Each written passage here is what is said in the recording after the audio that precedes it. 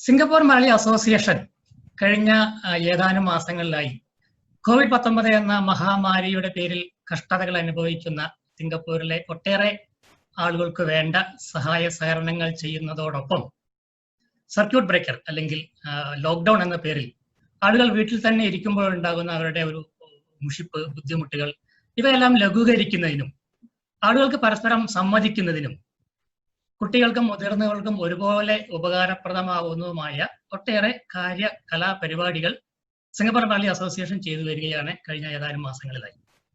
അതിലൊന്നാണ് ഇന്ന് അസോസിയേഷൻ അവതരിപ്പിക്കുന്ന വിസ്മയ സല്ലാപം. വിസ്മയം എന്ന വാക്കിനോടും സല്ലാപം എന്ന വാക്കിനോടും ഏറെ ചേർത്ത് വയ്ക്കാവുന്ന ഒരു പേര് ഏതാണ് എന്ന് ചോദിച്ചാൽ നമുക്ക് ഏവർക്കും സംശയമന്യേ പറയാനാവും ശ്രീ ഗോപിനാഥ് മുതുകാട്. ഗോപിനാഥ് സാറിന് ഒരു ആമുഖത്തിന്റെ ആവശ്യമേ ഇല്ല എന്ന് നമുക്ക് എല്ലാവർക്കും അറിയാം.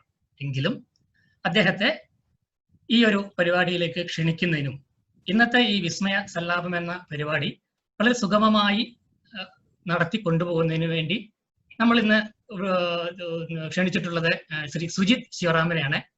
അപ്പൊ ശ്രീ സുജിത് സാറും ഗോപിനാഥ് സാറിനും വേണ്ടി നമുക്ക് ഈ ഒരു പ്ലാറ്റ്ഫോം ഒഴിഞ്ഞു കൊടുക്കാം. ആസ്വദിക്കുക. നമസ്കാരം. നന്ദി സത്യൻ സർ. എല്ലാവർക്കും വിസ്മയ സല്ലാപം സായാഹ്നത്തിലേക്ക് ഹാർദവമായ സ്വാഗതം.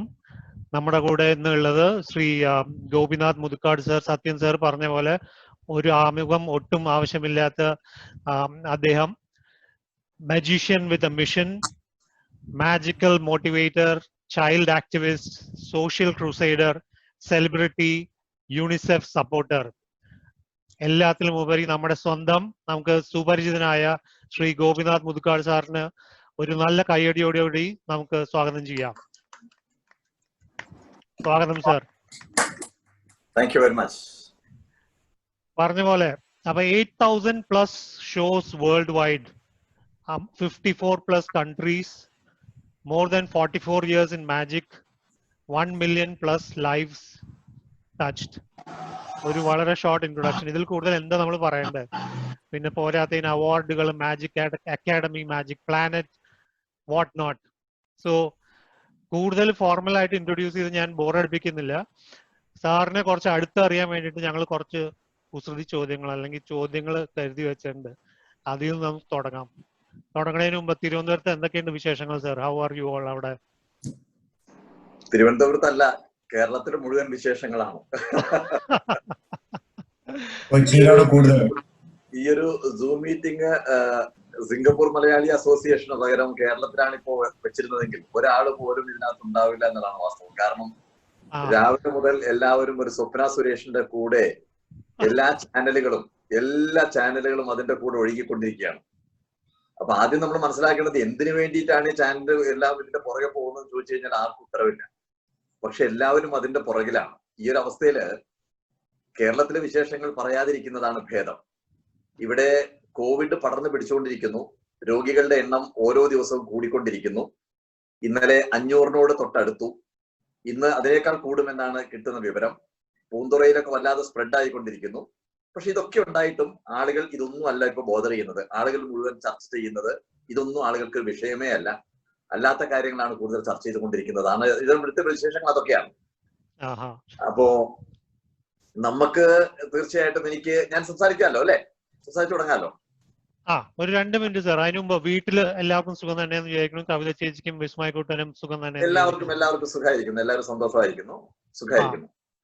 അപ്പൊ തുടങ്ങുന്നതിന് മുമ്പ് ഒരു ചോദ്യം ചോദിക്കാം. സാറ് ഒരു മാത്തമാറ്റിക്സ് ഗ്രാജുവേറ്റ് ആണല്ലോ. അപ്പൊ ഈ കണക്കും മാജിക്കും തമ്മിൽ എന്തെങ്കിലും കണക്ഷൻ ഉണ്ടോ? അതിന്റെ ഉത്തരം പറഞ്ഞിട്ട് സാറ് തുടങ്ങിക്കോളൂ. ഓക്കെ.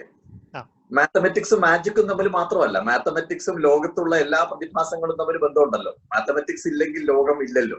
അതല്ലേ പ്രശ്നം. എല്ലാ ശാസ്ത്രശാഖകളും എല്ലാ സാമൂഹ്യ ശാസ്ത്രങ്ങളും എല്ലാം ഉരുത്തിരിയുന്നത് തീർച്ചയായിട്ടും ഗണിതശാസ്ത്രത്തിന്റെ സഹായത്തോടു കൂടിയിട്ടാണ്. അതേപോലെ തന്നെ മാത്തമാറ്റിക്സിൽ കണക്ക് കൂട്ടലുകൾ എന്ന് പറയുന്നത് വളരെ പ്രധാനപ്പെട്ട ഒരു കാര്യമുണ്ട്. ഏറ്റവും പ്രധാനമായിട്ട് ടൈമാണ്, സമയത്തിന്റെ കാര്യം തന്നെയാണ് ഏറ്റവും പ്രധാനം. കാരണം ഒരു കർച്ചീഫിനെ ഒരു പ്രാവാക്കിയിട്ട് മാറ്റണം എന്നുണ്ടെങ്കിൽ 1 സെക്കൻഡ് ഇങ്ങോട്ടോ 1 സെക്കൻഡ് അങ്ങോട്ടോ മാറിക്കഴിഞ്ഞാൽ ജാലവിദ്യ ഫ്ലോപ്പ് ആവും. അപ്പോ എല്ലാത്തിന്റെയും ടൈം എന്ന് പറയുന്നത് വളരെ പ്രധാനപ്പെട്ടതാണ്. തീർച്ചയായിട്ടും കണക്കിന് മാജിക്കൽ അതിപ്രധാനമായ ഒരു സ്ഥാനമുണ്ട്. അതുകൊണ്ടാണ് ഞാൻ എന്റെ ഡിഗ്രിക്ക് പോലും മാത്തമെറ്റിക്സ് എന്ന് പറയുന്ന ഒരു സബ്ജക്ട് ഞാൻ സെലക്ട് ചെയ്യാനുള്ള കാരണവും ഒരുപക്ഷെ അതെന്നായിരിക്കും. ശരി. എനിവേ അതാണ് നമ്മൾ കാര്യം പറയാനുള്ളത്. ഇന്ന് എന്തായാലും സിംഗപ്പൂർ മലയാളി അസോസിയേഷന്റെ ഈ ഒരു പ്ലാറ്റ്ഫോമില് ഈ സൂം മീറ്റിംഗിൽ ഇങ്ങനെ സംസാരിക്കാൻ സാധിച്ചത് ഒരുപാട് സന്തോഷം. പ്രത്യേകിച്ച് ഉല്ലാസും കുമാരേട്ടനും ഒക്കെ എന്നോട് പറഞ്ഞപ്പോ എന്താ പറയാ, വീണ്ടും ഒരിക്കൽ കൂടി നിങ്ങളെ എല്ലാവരെയും കാണാൻ സാധിച്ചത് ഒരു വലിയ സൗഭാഗ്യമായിട്ടാണ് ഞാൻ കരുതുന്നത്. അന്ന് ഓർമ്മയുണ്ടല്ലോ, നമ്മളൊരു പ്രോഗ്രാം അവിടെ വെച്ചിരുന്നു. മലയാളി അസോസിയേഷന്റെ ആഭിമുഖ്യത്തിൽ നമ്മൾ കുറെ കാര്യങ്ങൾ സംസാരിച്ചിരുന്നു. തീർച്ചയായിട്ടും അതുപോലെ തന്നെ അന്ന് നമ്മൾ കുറെ സഹായാഭ്യർത്ഥനകളൊക്കെ നടത്തിയിരുന്നു. അതിന്റെ ഭാഗമായിട്ട് നിങ്ങൾ സഹായിച്ചതിന്റെ തുടർച്ചയായിട്ട് ഇപ്പൊ ഡിഫറൻറ്റ് ആർട്സ് സെന്റർ എന്ന് പറയുന്ന ഒരു മഹാപ്രസ്ഥാനം നമ്മളിവിടെ തുടങ്ങിക്കഴിഞ്ഞു. 100 ഭിന്നശേഷി കുട്ടികളെ നമ്മൾ ചേർത്ത് നിർത്തിക്കഴിഞ്ഞു. അവര് പാട്ട് പഠിക്കുന്നു, നൃത്തം പഠിക്കുന്നു, എല്ലാം പഠിച്ചുകൊണ്ടിരിക്കുന്നു. ഇപ്പോഴും നമ്മൾ ആ ക്ലാസ്സുകൾ ഓൺലൈനായിട്ട് തുടങ്ങുന്നു. ഏറ്റവും സന്തോഷമായിട്ട് പറയാനുള്ളൊരു കാര്യം, 3 ദിവസം മുമ്പ് നമ്മൾ കാലിഫോർണിയയിലുള്ള വെസ്റ്റേൺ യൂണിവേഴ്സിറ്റി ആയിട്ട് ചേർന്ന് ആ കുട്ടികൾ, അതായത് ഡിഫറൻ്റ്ലി ഏബിൾഡ് ആയിട്ടുള്ള ഓട്ടിസം ബാധിച്ച കുട്ടികൾ റിസർച്ച് ചെയ്യാൻ തുടങ്ങി എന്നുള്ളതാണ്. അതൊരു വലിയ കാര്യമാണ്. ലോകത്ത് ആദ്യമായിട്ടാണ് ഇത്തരം കുട്ടികൾ ഒരു റിസർച്ചിലേക്ക് ഇറങ്ങുന്നത്. അപ്പോൾ സയൻസുമായിട്ട് ബന്ധപ്പെട്ട ഗവേഷണങ്ങളിലേക്ക് ആ കുട്ടികൾ ഇറങ്ങിയിരിക്കുന്നു. അവിടുത്തെ ഒരു ഡോക്ടർ ഫിനോഷ് എന്ന് പറയുന്ന ഒരു സയന്റിസ്റ്റും ഒരു വർഗീസ് പരേപ്പാടൻ എന്ന് പറയുന്ന ഒരു സയന്റിസ്റ്റും അവരെല്ലാം കൂടി ചേർന്നുകൊണ്ട് ആ കുഞ്ഞുങ്ങൾക്ക് ഇപ്പോ കോച്ചിങ് കൊടുത്തുകൊണ്ടിരിക്കുകയാണ്. അതൊരു വലിയ ഒരു ചേഞ്ചാണ്. ഒരുപക്ഷെ നമ്മൾ നാളെ അറിയാൻ പോകുന്നത് ഡിഫറൻറ്റ് ആർട്സ് സെന്ററിലെ എന്താ പറയുക, നിങ്ങളുടെ കുട്ടികൾ നാളെ ഡോക്ടറേറ്റ് ഒക്കെ എടുക്കുന്നത് കണ്ടു കഴിഞ്ഞാൽ അത്ഭുതപ്പെടരുത്. അതിന് വേണ്ടിയിട്ടാണ് നമ്മൾ കാത്തിരിക്കുന്നത്. അപ്പോൾ അത്തരം സന്തോഷങ്ങൾക്കിടയിലൂടെയാണ് കടന്നുപോയിക്കൊണ്ടിരിക്കുന്നത്. പക്ഷെ സ്വാഭാവികമായിട്ട് ലോകത്തെ മുഴുവൻ ബാധിച്ചതുപോലെ നമ്മുടെ കേരളത്തെയും ലോകത്തുള്ള എല്ലാ രാജ്യങ്ങളിലും ബാധിച്ച ഒരു വലിയൊരു കടുത്ത പ്രതിസന്ധിയാണ് ഈ കോവിഡിന്റെ കടന്നുവരവ് എന്ന് പറയുന്നത്. അപ്രതീക്ഷിതമായിട്ട് ലോകത്തെ മുഴുവൻ പിടിച്ചു കുലുക്കിയ രീതിയിലാണ്. ഇവിടെയുള്ളൊരു വലിയ പ്രശ്നം, നമ്മുടെ കുടുംബത്തിലുള്ള കുട്ടികളെല്ലാം വല്ലാതെ എന്താ പറയുക ഡിപ്രസ്ഡ് ആണ്. കാരണം സ്വാഭാവികമായിട്ടും അവർക്ക് എന്താണ് ചെയ്യേണ്ടത്, എങ്ങനെയാണ് ചെയ്യേണ്ടത്, അവർക്ക് ഇതിന്റെ ഒരു രൂക്ഷമായിട്ടുള്ള ഒരു അവസ്ഥയെ കുറിച്ച് മനസ്സിലാക്കാൻ സാധിക്കാത്തൊരു പ്രശ്നമുണ്ട്. ഇങ്ങനെ ഒരുപാട് പ്രശ്നങ്ങളുണ്ട്. പക്ഷെ ഞാൻ എപ്പോഴും പറയുന്ന ഒരു കാര്യം, ഇപ്പോ എന്തിനാണ് ഇന്നിപ്പോ ഈ സ്വപ്ന സുരേഷ് അല്ലെങ്കിൽ ഇത്തരം ആളുകൾ എന്തിനു വേണ്ടിയിട്ടായിരുന്നു പടപൊരുതിയിരുന്നത്? എല്ലാം ബാഹ്യമായിട്ടുള്ള വളർച്ചയാണ്, അല്ലെ? നമുക്ക് 2 തരത്തിലുള്ള വളർച്ചയുണ്ട്. ഒന്ന് ബാഹ്യമായിട്ടുള്ള നമ്മുടെ വളർച്ച, അതായത് ഞാനൊരു വലിയ കൊട്ടാരം ഉണ്ടാക്കിയിട്ടുണ്ട്, എനിക്ക് 5 കാറുകളുണ്ട്, അതല്ലെങ്കിൽ എന്താ പറയാ എനിക്ക് വലിയ സ്വർണത്തിന്റെ ഖനികളുണ്ട്. ഇങ്ങനെയുള്ള കാര്യങ്ങളൊക്കെ പറഞ്ഞുകൊണ്ട് നമുക്ക് വേണമെന്നുണ്ടെങ്കിൽ ബാഹ്യമായിട്ട് നമുക്ക് വളരാം. പക്ഷെ ഈ ബാഹ്യമായിട്ടുള്ള വളർച്ച എന്ന് പറയുന്നത് എത്രമാത്രം ശാശ്വതമാണ്, എത്രമാത്രം നിലനിൽക്കുന്നുണ്ടെന്നുള്ളതാണ് പ്രശ്നം.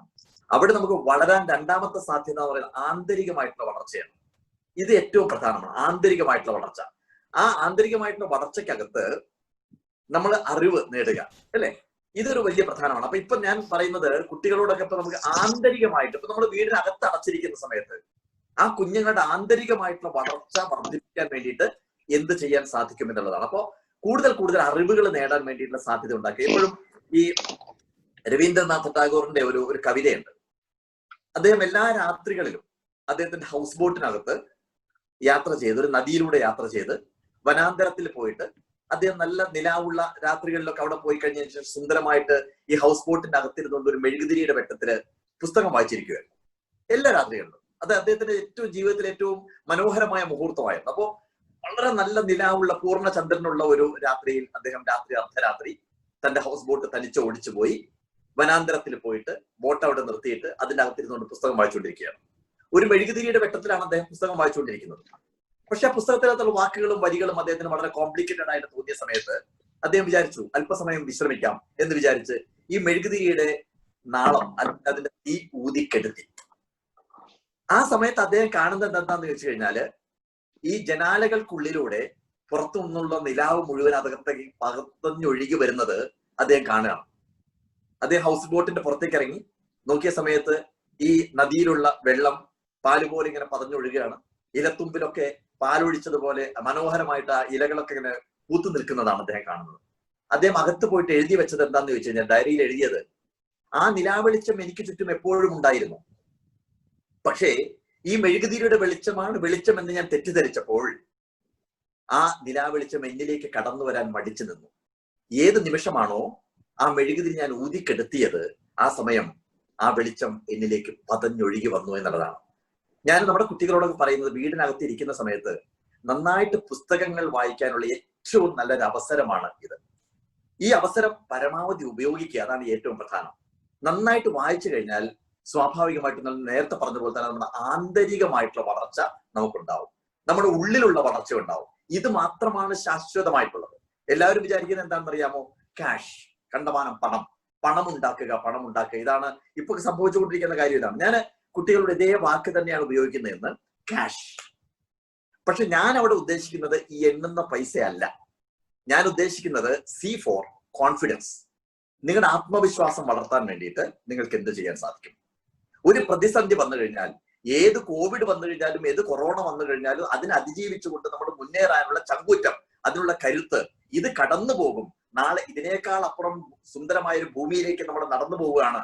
ഇതൊക്കെ ഈ പ്രതിസന്ധികളൊക്കെ നമ്മുടെ മുന്നിലേക്ക് വരുന്നത് എങ്ങനെ നീ ഇതിനെ ചെറുക്കാൻ നീ പ്രാപ്തനാണെന്ന് ചോദിക്കാൻ വേണ്ടിയിട്ടുള്ള പ്രകൃതിയുടെ ഒരു വികൃതിയാണെന്ന് മനസ്സിലാക്കത്തക്ക രീതിയിൽ കുട്ടികൾ മാനസികമായിട്ട് വളർത്താൻ വേണ്ടി, ആത്മവിശ്വാസം വളർത്താൻ വേണ്ടിയിട്ട് ഈ ഒരു സമരത്തെ നമുക്ക് ഉപയോഗിക്കാൻ സാധിക്കും.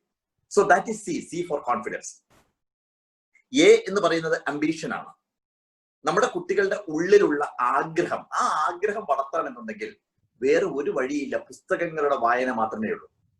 ഈ നിങ്ങൾ കേട്ടിട്ടുണ്ടായിരിക്കും, ഒലീനിയിലിന്റെ ഒരു കഥയുണ്ട്. ഒലീനിയിൽ നല്ല സുന്ദരമായിട്ടുള്ള കഥയാണ്. ഞാൻ എപ്പോഴും പറയാറുണ്ട്, ആഫ്രിക്കയിലുള്ള ഒരു കർഷകന്റെ 14 മക്കളിൽ ഏറ്റവും ഇളയനമായിട്ട് പിറന്ന കുട്ടിയാണ് ഒലീനിയിൽ എന്ന് പറയുന്നത്. ബാക്കി 13 കുട്ടികളെയും സ്കൂളിൽ ചേർത്തില്ല. പക്ഷേ 14ാമത്തെ ഒലീനിയിൽ എന്ന് പറയുന്ന കുട്ടിയെ മാത്രം അമേരിക്കയിലുള്ളൊരു വിദ്യാലയത്തിൽ ചേർത്തു. പക്ഷെ അവനുണ്ടല്ലോ മഹാവികൃതിയായിരുന്നു. കൂട്ടുകാരെ മുഴുവൻ അവൻ അടിക്കും, തൊഴിക്കും, പുസ്തകങ്ങൾ വലിച്ചു കീറും. ആ വിദ്യാലയത്തില് ഗ്രാഡി ടീച്ചർ എന്ന് പറയുന്ന ഒരു ടീച്ചർ ഉണ്ടായിരുന്നു. ആ ഗ്രാഡി ടീച്ചർ അവരെ കരയിപ്പിച്ചു എന്ന്. ഈ ഗ്രാഡി ടീച്ചറുടെ പ്രത്യേകത, സ്വന്തമായിട്ട് പോക്കറ്റിൽ നിന്ന് പണമെടുത്ത് കുട്ടികൾക്ക് വേണ്ടി ലൈബ്രറി ഉണ്ടാക്കിയ ടീച്ചറാണ് ഗ്രാഡി ടീച്ചർ. ഈ ഗ്രാഡി ടീച്ചറെ പോലും കരയിപ്പിച്ചു എന്ന് പറയുന്നതാണ് ഒലീനിയുടെ പ്രശസ്തി പത്രം. കാലം കഴിയുന്നു, അർക്കസാൻസ് എന്ന് പറയുന്ന ജില്ലയിലെ അറ്റോർണി ജനറലായിട്ട് ഈ കുട്ടി മാറുന്നു. വളർന്നു വലുതാവുന്ന സമയത്ത് അവന് ഈ അറ്റോർണി ജനറലിനോട് സ്വീകരണം കൊടുക്കാൻ വേണ്ടി വിദ്യാലയം തയ്യാറാവുന്നു. ഗ്രാഡി ടീച്ചർ റിട്ടയർഡ് ആയിട്ടുണ്ടായിരുന്നു. ആ സമയത്ത് അദ്ദേഹം നിൽക്കുന്ന സമയത്ത് ഗ്രാഡി ടീച്ചറിന് സംസാരിക്കാൻ വേണ്ടി വിളിച്ചപ്പോ ടീച്ചർ പറഞ്ഞത് എന്താണെന്നറിയാമോ? ഈ ഇരിക്കുന്ന ഒലീനിയിലില്ലേ, ഇവൻ പഠിക്കുന്ന കാലത്ത് മഹാ തെമ്മാടിയായിരുന്നു എന്ന് പറഞ്ഞു. എല്ലാവരും ഞെട്ടിപ്പോയി. കാരണം ഒരു അറ്റോർണി ജനറലിനെ ചൂണ്ടി ഒരു ടീച്ചർക്ക് എങ്ങനെ പറയാനുള്ള ധൈര്യം വന്നു എന്ന് വിചാരിച്ചത്. ടീച്ചർ കണ്ടിന്യൂ ചെയ്യാണ്. ഞാനൊരു ദിവസം എന്റെ ലൈബ്രറിയിൽ നിൽക്കുന്ന സമയത്ത് ഇവൻ ഓടിക്കളിച്ച് എന്റെ റൂമിലേക്ക് വരുന്നു, എന്റെ ലൈബ്രറിയിലേക്ക് വരുന്നു. അവൻ ജീവിതത്തിൽ പുസ്തകം വായിക്കുന്ന പതിവേ ഇല്ല. പിന്നെ എന്തിനാണ് ലൈബ്രറിയിലേക്ക് അവൻ വന്നതെന്ന് പകച്ചു നിൽക്കുന്ന സമയത്ത് അവൻ ലൈബ്രറിയിൽ നിന്ന് ഒരു പുസ്തകം എടുത്ത് അവന്റെ കുപ്പായത്തിനുള്ളിൽ ഒളിപ്പിച്ച് അവൻ നടന്നുപോയി. ഞാൻ ഞെട്ടിപ്പോയി, എന്തിനാണ് ഇവൻ പുസ്തകം എടുത്തത്? ഏത് പുസ്തകമാണെന്ന് നോക്കിയപ്പോ ഫ്രാങ്കി അർബിയുടെ the treasure of pleasant valley എന്ന് പറയുന്ന ഗംഭീരമായിട്ടൊരു പുസ്തകമാണ്. ഈ ഫ്രാങ്കി അർബിയുടെ പുസ്തകത്തിന്റെ ഒരു പ്രത്യേകതയുണ്ട്, അത് നമ്മളങ്ങനെ പിടിച്ചിരുത്തും. അതുകൊണ്ട് ആ പുസ്തകം കിട്ടാൻ ബുദ്ധിമുട്ടായിരുന്നു. ഞാൻ 70 കിലോമീറ്റർ ഡ്രൈവ് ചെയ്ത് പോയി ഫ്രാങ്കി അർബിയുടെ ആ പുസ്തകവും മറ്റൊരു പുസ്തകവും കരസ്ഥമാക്കി ഞാൻ അവിടെ കൊണ്ടുവച്ചു. ഞാൻ അന്ന് രാത്രി മുഴുവൻ പ്രാർത്ഥിച്ചത് എന്റെ കുട്ടി വായിച്ചു തുടങ്ങണേ എന്ന് മാത്രമാണ്. പിറ്റേ ദിവസം അവൻ പാത്തും പതുങ്ങിയും വന്ന് അവന്റെ കയ്യിലുള്ള പുസ്തകം അവിടെ വെച്ച് അടുത്തൊരു പുസ്തകം എടുത്ത് അന്നും അവൻ നടന്നുപോയി. ഞാൻ അന്ന് 100 കിലോമീറ്റർ ഡ്രൈവ് ചെയ്ത് മറ്റൊരു പുസ്തകം കരസ്ഥമാക്കി ഞാൻ അവിടെ കൊണ്ടുവച്ചു.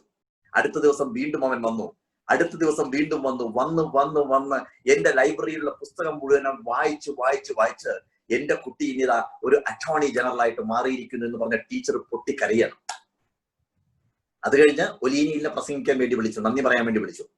ഒലീനിയിൽ പറഞ്ഞു, ടീച്ചർ പറഞ്ഞതൊക്കെ ഞാൻ കേട്ടു, ഇതൊന്നും അല്ല സത്യം ഞാൻ പറയാം.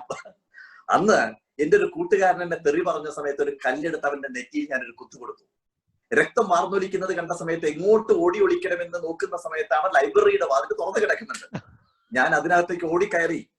ഞാൻ ആരെങ്കിലും കണ്ടു കഴിഞ്ഞാൽ സംശയിക്കരുതല്ലോ എന്ന് വിചാരിച്ച് പുസ്തകം പരതുന്ന പോലെ കാണിക്കുമ്പോ ഒരു മദാമ ഹാഫ് ഡ്രസ്സ് ധരിച്ചൊരു മദാമ ഒരു സിഗരറ്റ് പുകച്ച് ഇരിക്കുന്ന മുഖയിൽ തമ്മിലൊരു പുസ്തകം കണ്ടു. അതെനിക്ക് പറ്റിയ പുസ്തകമാണെന്ന് കരുതി ഞാൻ എന്റെ കുപ്പായത്തിനുള്ളിൽ ഒളിപ്പിച്ചു. ഞാൻ വീട്ടിലേക്ക് പോയി. ഞാൻ ആദ്യത്തെ താള് വായിച്ചു, എനിക്ക് പറ്റിയതൊന്നുമില്ല. രണ്ടാമത്തെ പേജ് വായിച്ചു, എനിക്ക് പറ്റിയതൊന്നുമില്ല. മൂന്നാമത്തെ പേജ് വായിച്ചു തുടങ്ങുന്ന സമയത്ത് എന്റെ സിരകളിലേക്ക് എന്തോ പടർന്നു കയറുന്നത് പോലെ എനിക്ക് തോന്നി. ആ പുസ്തകം എന്നെ പിടിച്ചുലയ്ക്കുന്നത് പോലെ എനിക്ക് തോന്നി. ഓരോ വാക്കും വരികളും എന്റെ ഹൃദയത്തെ ത്രസിപ്പിക്കുന്നത് പോലെ എനിക്ക് തോന്നി. അന്ന് രാത്രി ഒരു നിമിഷം പോലും ഉറങ്ങാതെ വായിച്ച് രാവിലെ ആയപ്പോഴേക്കും പുസ്തകം ഞാൻ വായിച്ചു തീർത്തപ്പോൾ വല്ലാത്ത കുറ്റബോധം. ആ പുസ്തകം അവിടെ തന്നെ കൊണ്ടുവെക്കണമെന്നൊരു തോന്നൽ. ഞാൻ രാവിലെ നടന്നു, എന്റെ ലൈബ്രറിയിൽ കൊണ്ട് ആ പുസ്തകം വെക്കുമ്പോ ആരോ കൊണ്ടുവച്ചതുപോലെ ഫ്രാങ്കി അർബിയുടെ മറ്റൊരു പുസ്തകം അവിടെ ഇരിക്കുന്നു.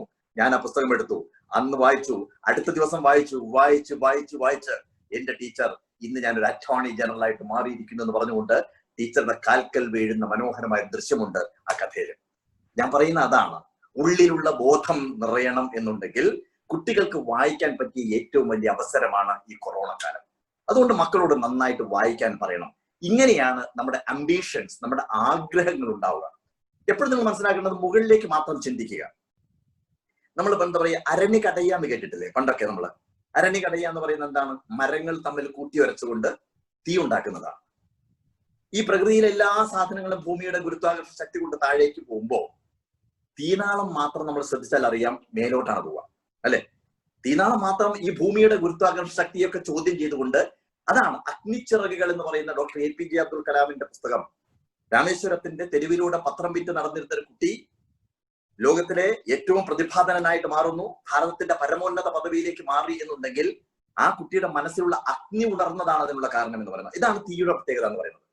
നമ്മൾ വെള്ളം താഴേക്കാണ് ഒഴുകുന്നത് എപ്പോഴും, പക്ഷെ വെള്ളം ചൂടാക്കി കഴിഞ്ഞാൽ അതിന്റെ നീരാവി ഈ അഗ്നിയുടെ സഹായത്തോടു കൂടി എങ്ങോട്ടാ മേലോട്ടാണ് പോകുന്നത്. അപ്പോ മേലോട്ട് നമ്മൾ ഉയർത്തുന്നത്, മുകളിലേക്ക് ചിന്തിക്കുക കാര്യങ്ങൾ, മുകളിലേക്കാണ് നമ്മൾ ചിന്തിക്കേണ്ടത്. ഒരു അഗ്നിയെ പോലെ ഉയരുവാൻ വേണ്ടി കുട്ടികൾ നന്നായിട്ട് മനോഹരമായിട്ട് വായിക്കുന്ന ഒരവസരമായിട്ട് ഈ കൊറോണ കാലത്തെ മാറ്റുക. അംബിഷൻസ്, ഉയർന്ന ചിന്തകൾ ഉണ്ടാവുക. അതാണ് C for confidence, A for ambition. നിങ്ങൾ ഈ ക്യാഷാണ് വെക്കേണ്ടത്. S for സിൻസിയറിറ്റി, ആത്മാർത്ഥത, ചെയ്യുന്ന ജോലിയോട് കാണിക്കുന്ന ആത്മാർത്ഥത. ഞാൻ 7ാമത്തെ വയസ്സിൽ മാജിക്കിന്റെ രംഗത്തേക്ക് വന്നതാണ്. ഒരു കന്നുകൂട്ടുകാരന്റെ മകനാണ് ഞാൻ. കവളമുക്കട്ട എന്ന് പറയുന്ന ഒരു ഗ്രാമത്തിൽ ജനിച്ച് എന്റെ അച്ഛനും അമ്മയ്ക്കും വിദ്യാഭ്യാസമില്ല. അച്ഛൻ ഇന്നില്ല, ഭൂമിയിലില്ല. ഞാൻ പലപ്പോഴും പറയാറുണ്ട്, അച്ഛൻ പറഞ്ഞ കഥകളിലൂടെയാണ് ഞാൻ മാജിക്കിന്റെ രംഗത്തേക്ക് വരുന്നത്. അപ്പോ മാജിക്കിനോടുള്ള ഇഷ്ടമാണ് കുട്ടിക്കാലത്ത് ഒരു പാഷനായിട്ട് എന്റെ ഉള്ളിലേക്ക് 7ാമത്തെ വയസ്സിൽ വന്നു. 10ാമത്തെ വയസ്സിൽ ഞാൻ ആദ്യത്തെ വേദിയിൽ മാജിക് കാണിച്ചു. 2 ജാലവിദ്യ കാണിച്ചു. 2 മാജിക്കും ഫ്ലോപ്പായി പോയി. എന്നെ മാജിക്കിന് പറ്റില്ല എന്ന് ഞാൻ വിധി എഴുതി. പക്ഷെ എന്റെ അച്ഛൻ സ്റ്റേജിന്റെ പുറകിലേക്ക് ചെല്ലുന്ന സമയത്ത് അച്ഛന്റെ മടിയിൽ കിടന്നിട്ട് ഞാൻ എന്നെ മാജിക്കിന്റെ സ്റ്റേജിലേക്ക് തള്ളിവിടരുതെന്ന് പറഞ്ഞപ്പോൾ എന്റെ അച്ഛൻ പറഞ്ഞൊരു കാര്യമുണ്ട്, കുട്ടിയെ, നിനക്ക് വിജയത്തിൽ നിന്ന് ഒരു പാഠവും പഠിക്കാൻ പറ്റില്ല, പരാജയത്തിൽ നിന്ന് മാത്രമേ നിനക്ക് പാഠങ്ങൾ പഠിക്കാൻ സാധിക്കുള്ളൂ. ഇതൊരു വലിയ പാഠമാണ്. പരാജയത്തിൽ നിന്ന് മാത്രമേ പാഠങ്ങൾ പഠിക്കാൻ സാധിക്കുകയുള്ളൂ. അപ്പൊ ഓരോ പരാജയത്തിനെയും വിജയത്തിന്റെ ചവിട്ടുപിടിയായിട്ട് നമുക്ക് കാണുവാൻ സാധിക്കണം. അപ്പൊ അന്ന് മുതൽ എന്റെ ഉള്ളിൽ നിറച്ച പാഷനാണ്. അപ്പൊ നമ്മൾ ചെയ്യുന്ന ജോലിയോട് നമ്മൾ കാണിക്കുന്ന ആത്മാർത്ഥത. ഇന്ന് ഞാൻ നിങ്ങളോട് സംസാരിക്കുന്ന ഈ മാജിക് പ്ലാനറ്റ് എന്ന് പറയുന്നത് എന്റെ വീട് വരെ വിറ്റുണ്ടാക്കിയതാണത്. എന്റെ ഭാര്യയുടെ ഗോൾഡ് വരെ വിറ്റുണ്ടാക്കിയതാണ്. എന്താ കാരണം? എന്റെ കൂടെ നിൽക്കുന്ന തെരുവിൽ അലഞ്ഞു നടക്കുന്ന ജാലവിദ്യക്കാരെ പുനരധിവസിപ്പിക്കാൻ വേണ്ടി ഒരു കേന്ദ്രം വേണം. ഉല്ലാസ് കുമാരന്റെ കൂടെ വന്നിട്ടുണ്ട്, അവർ കണ്ടിട്ടുണ്ട് ഇവിടുത്തെ സ്ഥാപനങ്ങൾ, ഇവിടെയുള്ള സ്ട്രീറ്റ് മജീഷ്യൻസിന്റെ പെർഫോമൻസ് അവർ നന്നായിട്ട് ആസ്വദിച്ചിട്ടുണ്ട്. അപ്പോ ഇവരൊക്കെ ഇന്ന് തെരുവിലാണ്, ആ തെരുവിലുള്ള ജാലവിദ്യക്കാരെ. അപ്പൊ നമ്മള് ഏത് രംഗത്താണോ നിൽക്കാൻ ആഗ്രഹിക്കുന്നത്, ഏത് പ്രൊഫഷൻ നിങ്ങൾക്ക് തിരഞ്ഞെടുക്കാം, ഏത് പ്രൊഫഷൻ തിരഞ്ഞെടുക്കാം, അത് നമ്മുടെ ചോയ്സ് ആണ്. ഒരു പ്രൊഫഷനും മോശമല്ല. പക്ഷെ ആ പ്രൊഫഷനിൽ നമ്മൾ നിൽക്കുമ്പോൾ ആ പ്രൊഫഷനോട് നമ്മൾ കാണിക്കുന്നു. നിങ്ങൾ പാട്ട് പാടണോ, നൃത്തം ചെയ്യണോ, അഭിനേതാവണോ, എഞ്ചിനീയർ ആവണോ, ഡോക്ടർ ആവണോ, അതൊക്കെ നിങ്ങളുടെ ചോയ്സ് ആണ്. പക്ഷെ കുട്ടികൾ ഓർക്കേണ്ടത്, ഏത് പ്രൊഫഷൻ നമ്മൾ തിരഞ്ഞെടുത്തു കഴിഞ്ഞാൽ ആ പ്രൊഫഷനോട് നമ്മൾ കാണിക്കുന്ന അർപ്പണ മനോഭാവം എന്ന് പറയുന്നത്. ഈ ഒരു ചെറിയ കഥ പറയാറുണ്ട്. ഒരു കമ്പനി ക്വാർട്ടേഴ്സിന് മുമ്പിൽ 3 കുട്ടികൾ കളിക്കുകയായിരുന്നു. ഓക്കെ, അപ്പൊ ഒരു കുട്ടി പറഞ്ഞു, എന്റെ അച്ഛനാണ് ഈ കമ്പനിയുടെ മാനേജർ എന്ന് പറഞ്ഞു. ഇപ്പൊ 2ാമത്തെ കുട്ടി പറഞ്ഞു, എന്റെ അച്ഛനാണ് ഈ കമ്പനിയുടെ മാനേജിംഗ് ഡയറക്ടർ എന്ന് പറഞ്ഞു. ശരിയായിരുന്നു. 3ാമത്തെ കുട്ടി കരഞ്ഞ് കണ്ണീരൊലിപ്പിച്ചുകൊണ്ട് നേരെ ആ കുട്ടിയുടെ കുടിലേക്ക് ഓടി. അമ്മയോട് കെട്ടിപ്പിടിച്ചിട്ട് പറഞ്ഞു, അമ്മേ, ഞാൻ എന്താ പറയാ? ഒരു കുട്ടി, എന്റെ കൂടെ കളിക്കുന്ന ഒരു കുട്ടി പറയുന്നു ആ കുട്ടിയുടെ അച്ഛനെ കമ്പനിയുടെ മാനേജർ ആണെന്ന് പറയുന്നു. 2ാമത്തെ കുട്ടി പറയുന്നു മാനേജിംഗ് ഡയറക്ടറാണ് അച്ഛൻ എന്ന് പറയുന്നു. ഞാൻ എന്താ അമ്മയെ പറയാന്ന് ചോദിച്ചു. അമ്മ ആ കുട്ടിയോട് പറഞ്ഞൊരു കാര്യമുണ്ട്, നിനക്ക് എന്തുകൊണ്ട് പറഞ്ഞുകൂടാ? നിന്റെ അച്ഛൻ ആ കമ്പനിയിലെ ചുമട്ട് തൊഴിലാളിയാണ് എന്ന് എന്തുകൊണ്ട് പറഞ്ഞുകൂടാ? അമ്മ പറഞ്ഞു കൊടുത്തതാണ്. അമ്മ പറയാണ്, എന്റെ മോനെ, നീ ഒരു കാര്യം മനസ്സിലാക്കണം, ആ മാനേജർ 1 മാസം വന്നില്ലെങ്കിൽ പോലും ആ കമ്പനിക്ക് ഒന്നും സംഭവിക്കാൻ പോകുന്നില്ല, കമ്പനി നടന്നു പോകും. ആ കമ്പനിയുടെ മാനേജിംഗ് ഡയറക്ടർ 6 മാസമൊക്കെ ലീവ് എടുത്ത് ടൂർ പോകുന്നില്ലേ, എന്നിട്ട് കമ്പനി സുഖമായിട്ട് പോകുന്നില്ലേ? പക്ഷേ നിന്റെ അച്ഛനെ പോലെയുള്ള ചുമട്ട് തൊഴിലാളികൾ ഒരു ദിവസം പണി മുടക്കി കഴിഞ്ഞാൽ ആ കമ്പനി തന്നെ നിശ്ചലമാകും എന്ന് എന്തുകൊണ്ട് നിനക്ക് പറഞ്ഞുകൂടാ എന്നാണ് ചോദ്യം. ഇതൊരു അമ്മ പറഞ്ഞു കൊടുത്ത വാക്കാണ്. ഒരമ്മയ്ക്ക് മകനോട് പറഞ്ഞു കൊടുക്കാവുന്ന വാക്കാണ്. അപ്പോഴാണ് അച്ഛൻ ചെളി പിടിച്ച തോർത്തുമുണ്ടും തോളിലിട്ട് അങ്ങാടിയിൽ നിന്ന് നടന്നു വരുന്നത്. ആ കുട്ടി അച്ഛനെ കെട്ടിപ്പിടിച്ചുകൊണ്ട് പറഞ്ഞു, അച്ഛാ, എനിക്കും നാളെ അച്ഛനെ പോലൊരു ചുമട്ട് തൊഴിലാളിയാവണം എന്നുള്ളത്. അപ്പോ നമ്മൾ ഒരു പ്രൊഫഷനും മോശമല്ല. ഒരു കുട്ടിയുടെ പാഷൻ എന്താണോ ആ പാഷനിലേക്ക് നടന്നു പോകുന്നതാണ് ആ കുട്ടി ആ രീതിയിലേക്ക് നമ്മൾ വളർത്തേണ്ടത്. അതാണ് ഞാൻ പറഞ്ഞത്, ചെയ്യുന്ന ജോലിയോട് കാണിക്കുന്ന ആത്മാർത്ഥത. ഞാനൊരു ജാലവിദ്യക്കാരനാണെങ്കിൽ എന്റെ പ്രൊഫഷനോട് ഞാൻ കാണിക്കുന്ന ആത്മാർത്ഥത, that's very important. Next letter H for hard work, കഠിനാധ്വാനം. കഠിനാധ്വാനം ചെയ്യാതെ കുട്ടികൾ കേൾക്കുന്നുണ്ടെങ്കിൽ കേൾക്കണം, ലോകത്ത് ഒരാളും വളർന്നിട്ടില്ല. സ്വപ്ന സുരേഷിനെ പോലെ ഒരാൾ ഒരു ദിവസം വളർന്നിട്ടുണ്ടെങ്കിൽ അതിന്റെ പിറ്റേ ദിവസം അവർ ജയിലിലേക്ക് പോയിട്ടുണ്ടാവും, അല്ലെ? കഠിനാധ്വാനം ചെയ്ത് വളരുന്നവരെ തളർത്താൻ സാധിക്കില്ല. മൈക്കലാഞ്ചലോ പറഞ്ഞിട്ടുണ്ട്, ഞാൻ എന്റെ മേഖലയിൽ എത്രമാത്രം കഠിനാധ്വാനം ചെയ്തു എന്നറിയുന്നവർക്ക് എന്റെ പ്രശസ്തി ഒരിക്കലും ഒരു അത്ഭുതമാവുകയില്ല എന്നുള്ളത് മൈക്കലാഞ്ചലോ തങ്കലിപികളിൽ എഴുതി വെച്ചിട്ടുണ്ട്. അപ്പോ നമ്മുടെ ഹാർഡ് വർക്കാണ്, നമ്മൾ കഠിനാധ്വാനമാണ്. ഞാൻ പറയുന്നത്, ഈ കൊറോണ കാലത്ത് നിങ്ങൾ വീട്ടിലിരിക്കുന്ന സമയത്ത് നിങ്ങൾ ഏറ്റവും പ്രധാനമായിട്ട് ശ്രദ്ധിക്കേണ്ടത് നിങ്ങളുടെ കോൺഫിഡൻസിനെ ഡെവലപ്പ് ചെയ്യാൻ വേണ്ടിയിട്ട്. ഒരു പ്രതിസന്ധി വന്നു കഴിഞ്ഞാൽ ആ പ്രതിസന്ധി എങ്ങനെ ചവിട്ടി തെറിപ്പിക്കാം, അതിനുള്ള പാഠപുസ്തകമാണ് ഈ കൊറോണ കാലം. അതാണ്. നോക്കൂ, ഇവിടെ ലോക്ക്ഡൌൺ പ്രഖ്യാപിച്ചു. ഞാൻ ബ്രേക്ക് ദി ചെയിൻ എന്ന് പറയുന്ന ഒരു ക്യാമ്പയിൻ ഉണ്ട് നമുക്ക്. SMS എന്ന് പറയുന്ന, കണ്ടോ, ഇതാണ് SMS. ഈ ബ്രേക്ക് ദി ചെയിൻ എന്ന് പറയുന്ന ക്യാമ്പയിന്റെ ഒരു അംബാസഡർ ആയിട്ട് എന്നെ ഇവിടുന്ന് ശൈലജ ടീച്ചർ വിളിച്ചു പറഞ്ഞു. ഞങ്ങൾ എല്ലാ ദിവസവും വീഡിയോ ചെയ്യാണ്. നിങ്ങൾ കണ്ടിട്ടുണ്ടായിരിക്കും ഒരുപക്ഷെ. ഉച്ചക്കഥ എന്ന് പറഞ്ഞുകൊണ്ട് ആ ലോക്ക്ഡൌണിന്റെ പീരീഡ് മുഴുവൻ എല്ലാ ദിവസവും 12 മണിക്ക് കഥകൾ ചെയ്തു. ഇപ്പൊ 7 മണിക്ക്, ഇന്ത്യൻ ടൈം 7 മണിയുണ്ടോ ആ സമയത്ത് ഒരു വീഡിയോ ചെയ്തിരിക്കും. അതെന്തെങ്കിലും പുതിയ പുതിയ കാര്യങ്ങൾ. ഇന്ന് വരാൻ പോകുന്നത് സ്വർണ്ണക്കള്ളക്കടത്തിനെ കുറിച്ചാണ്. ഇന്നലെ വന്നത് ഈ ചാനലുകാരും അതുപോലെ തന്നെ ഇത്തരം കാര്യങ്ങൾ കോവിഡിൽ നിന്ന് ശ്രദ്ധ വ്യതിചലിപ്പിച്ചുകൊണ്ട് ചെയ്യുന്ന കാര്യങ്ങളെ കുറിച്ച്. അപ്പൊ നമ്മൾ വർക്ക് ചെയ്തുകൊണ്ടിരിക്കണം. നമ്മൾ ഓരോ നിമിഷവും നമ്മൾ ഓക്കെ ലോക്ക്ഡൌൺ ആണ്, എനിക്കൊന്നും ചെയ്യാനില്ല, പഠിക്കാനില്ല, സ്കൂളിൽ പോകാൻ പറ്റില്ലല്ലോ, ഓൺലൈൻ ക്ലാസ് ആണ്, ഭയങ്കര ബോറാണ്, ഇതൊന്നും പറഞ്ഞിരിക്കാതെ മക്കളെ കിട്ടുന്ന സമയം മാക്സിമം യൂട്ടിലൈസ് ചെയ്യണം. എന്താണോ നമ്മുടെ മുന്നിലുള്ള വഴി, ആ വഴിയിലൂടെ ചവിട്ടി തെറിപ്പിച്ച് നടക്കാനുള്ള ചങ്കൂറ്റം, അതാണ് നിങ്ങൾ ആർജിച്ചെടുക്കേണ്ടത്. അപ്പൊ ഇതിനെ പോലും പോസിറ്റീവായിട്ട് നമുക്ക് കാണുവാൻ സാധിക്കണം എന്നാണ് ഞാൻ പറഞ്ഞത്. ആ കോൺഫിഡൻസ് ആണ് നിങ്ങളുടെ ഉള്ളിൽ നിറയ്ക്കേണ്ടത്. ഞാൻ അന്ന് പറഞ്ഞില്ലേ, നമ്മുടെ മലയാളി അസോസിയേഷന്റെ പരിപാടിക്ക് ഞാൻ വന്ന സമയത്ത് ഞാൻ പറഞ്ഞിരുന്നു, ഈ എഡ്മണ്ട് ഹിലരിയുടെ ഒരു മനോഹരം, എന്നെ എപ്പോഴും സ്പർശിച്ചൊരു കഥയാണ് എഡ്മണ്ട് ഹിലരിയുടെ കഥ. നിങ്ങൾ അറിയണം, എഡ്മണ്ട് ഹിലരി എവറസ്റ്റ് കൊടുമുടി കീഴടക്കി കഴിഞ്ഞതിന് ശേഷം താഴേക്ക് വരുന്ന സമയത്ത് അദ്ദേഹത്തോട് പത്രക്കാരൊരു ചോദ്യം ചോദിക്കുന്നുണ്ട്. കുഴക്കുന്നൊരു ചോദ്യമാണ്, നിങ്ങൾ എന്തുകൊണ്ടാണ് എവറസ്റ്റ് കൊടുമുടിയെ കീഴടക്കിയതെന്നൊരു ചോദ്യം ചോദിക്കുന്നുണ്ട്. നിസ്സാരമായിട്ട് ഒരു ചെറിയ വാക്കിൽ അദ്ദേഹത്തിന് ഉത്തരം പറഞ്ഞു. എന്താണെന്നറിയാമോ? അത് അവിടെ ഉള്ളത് കൊണ്ട്. എന്താ ആൻസർ? അതവിടെ ഉള്ളത് കൊണ്ടാണ് ഞാൻ കീഴടക്കിയത്. കുറെ കാലമായി ഉയർന്നുകൊണ്ട് മനുഷ്യന് എന്നെ കീഴടക്കാൻ സാധിക്കില്ലെന്ന് പറഞ്ഞുകൊണ്ട് വെല്ലുവിളിച്ചുകൊണ്ടിരിക്കുകയാണ് ഹിമാലയം അല്ലെങ്കിൽ ആ എവറസ്റ്റ് കൊടുമുടി. ഞാൻ കീഴടക്കി കഴിഞ്ഞു. എന്താ ആൻസർ? അത് അവിടെ ഉള്ളത് കൊണ്ട്. 17 തവണയാണ് നടന്ന് കയറാൻ ശ്രമിച്ചത്. 17 തവണ. 16ാമത്തെ തവണ 100 അടി മാത്രം ബാക്കി നിർത്തി തിരിച്ചു പോരേണ്ടി വന്നു ഹിലരിക്ക്. അന്നുവരെ ഏറ്റവും കൂടുതൽ ഉയരം കീഴടക്കിയ വ്യക്തി എന്നുള്ള രീതിയിൽ ബ്രിട്ടീഷ് ഗവൺമെന്റ് സ്വീകരണം കൊടുക്കുകയാണ്. ബ്രിട്ടനിലേക്ക് ചെല്ലുന്നു, വേദിയിൽ നിൽക്കുന്നു, കർട്ടൻ ഉയരുന്നു, അദ്ദേഹത്തിന്റെ വാക്കുകൾ കേൾക്കാൻ വേണ്ടി കാണികൾ ഇങ്ങനെ കാതോർത്തിരിക്കുന്നു. അദ്ദേഹം നോക്കുമ്പോ കാണികൾക്ക് പിന്നിലെ ചുവരിലായി എവറസ്റ്റ് കൊടുമുടിയുടെ മനോഹരമായ ചിത്രം കണ്ടു. ആ ചിത്രം കണ്ടതോടുകൂടി ഹിലരിയുടെ കണ്ണിൽ നിന്നും തീജ്വാലകൾ പറക്കുകയാണ്. ചൂണ്ടിക്കൊണ്ട് ഹിലരി പറയാണ്, എവറസ്റ്റേ, കഴിഞ്ഞ തവണയും നീ എന്നെ തോൽപ്പിച്ചു, എന്നാൽ അടുത്ത തവണ ഞാൻ നിന്നെ തോൽപ്പിക്കും. കാരണം നിനക്കിനി ഉയരാൻ സാധിക്കില്ല, പക്ഷെ ആസ് എ ഹ്യൂമൻ ബീയിങ് എനിക്ക് എത്രയോ ഉയരുവാൻ സാധിക്കുന്നുള്ളത്. ഇതാണ് കോൺഫിഡൻസ്. അപ്പൊ കൊറോണയോട് നിങ്ങൾ ചൂണ്ടി പറയണം, കോവിഡിനോട് നിങ്ങൾ ചൂണ്ടി പറയണം, നിനക്ക് ഉയരാവുന്നതിന് പരിധിയുണ്ട്. ഞങ്ങൾ മനുഷ്യരാണ്, ഞങ്ങൾ വാക്സിൻ കണ്ടുപിടിച്ചിരിക്കും, ഞങ്ങൾ നിന്നെ തോൽപ്പിച്ചിരിക്കും. ആ തോൽപ്പിക്കാനുള്ള ചങ്കൂറ്റം ഞങ്ങൾക്കുണ്ടെന്നുള്ള ബോധം നമ്മുടെ ഉള്ളിൽ നിറയ്ക്കുക എന്നുള്ളതാണ്. അപ്പോ ഈ ഒരു അവധിക്കാലത്തിനെ എത്രമാത്രം മനോഹരമായിട്ട് ഉപയോഗിക്കാൻ സാധിക്കുന്നു എന്നുള്ളതാണ് നമ്മൾ ചിന്തിക്കേണ്ടത്. ഞാൻ ഇങ്ങനെ പറഞ്ഞുകൊണ്ടിരിക്കും. അത് എനിക്ക് തോന്നുന്നത് കൂടുതൽ പറയാതിരിക്കുന്നതിനേക്കാൾ നല്ലത് നിങ്ങൾക്ക് ചോദ്യങ്ങളൊക്കെ ചോദിക്കാം. ഇടയ്ക്ക് വേണമെങ്കിൽ ചെറിയ മാജിക്കുകളൊക്കെ കാണിക്കാം, അല്ലെ? തീർച്ചയായിട്ടും. കാണുന്നുണ്ടോ? മാജിക് കാണുന്നുണ്ടോ? Can you see this? ഒരു ത്രെഡാണ്, ഒരു കമ്പിളി നൂലാണ്. ക്ലിയർ ആയിട്ട് കാണുന്നുണ്ടോ? ഈ കമ്പിളി നൂലിനെ 2ആയിട്ട് ബ്രേക്ക് ചെയ്തു. ഇപ്പോ 2 പീസാണ്, ഒന്ന് വലുത് ഒന്ന് ചെറുത്. വീണ്ടും പൊട്ടിക്കുന്നു, 3 പീസാണ്. വീണ്ടും പൊട്ടിച്ചു, 4 പീസാണ്. ഒന്നുകൂടി പൊട്ടിച്ചു, 5 പീസാണ്. വീണ്ടും പൊട്ടിക്കുന്നു, 6 പീസാണ്. ഇപ്പോ ഇത്രയും പീസുകളുണ്ട്. ക്ലിയർ ആണല്ലോ? ഞാൻ ഇതെല്ലാം കൂടി എന്റെ കയ്യിൽ വെച്ചു ചുരുട്ടി ചുരുട്ടി ചുരുട്ടി കമ്പിളി നൂലിനെ ചെറിയൊരു ബണ്ടിലാക്കി മാറ്റുന്നു. Now I think you can see clearly, അല്ലെ? എല്ലാം കാണാൻ പറ്റുന്നുണ്ടെന്ന് വിചാരിക്കുന്നു. ഇനിതാ ഒരു പീസ് ഇവിടെ മുൻകൂട്ടി സൂക്ഷിക്കാൻ കാരണം ഇതിനങ്ങനെ ചുറ്റിക്കെട്ടാൻ വേണ്ടിയിട്ടാണ്. ചുറ്റിക്കെട്ടി കഴിഞ്ഞാൽ ഇങ്ങനെ വരും. Is it okay? Now watch. The magic is happening here. Watch.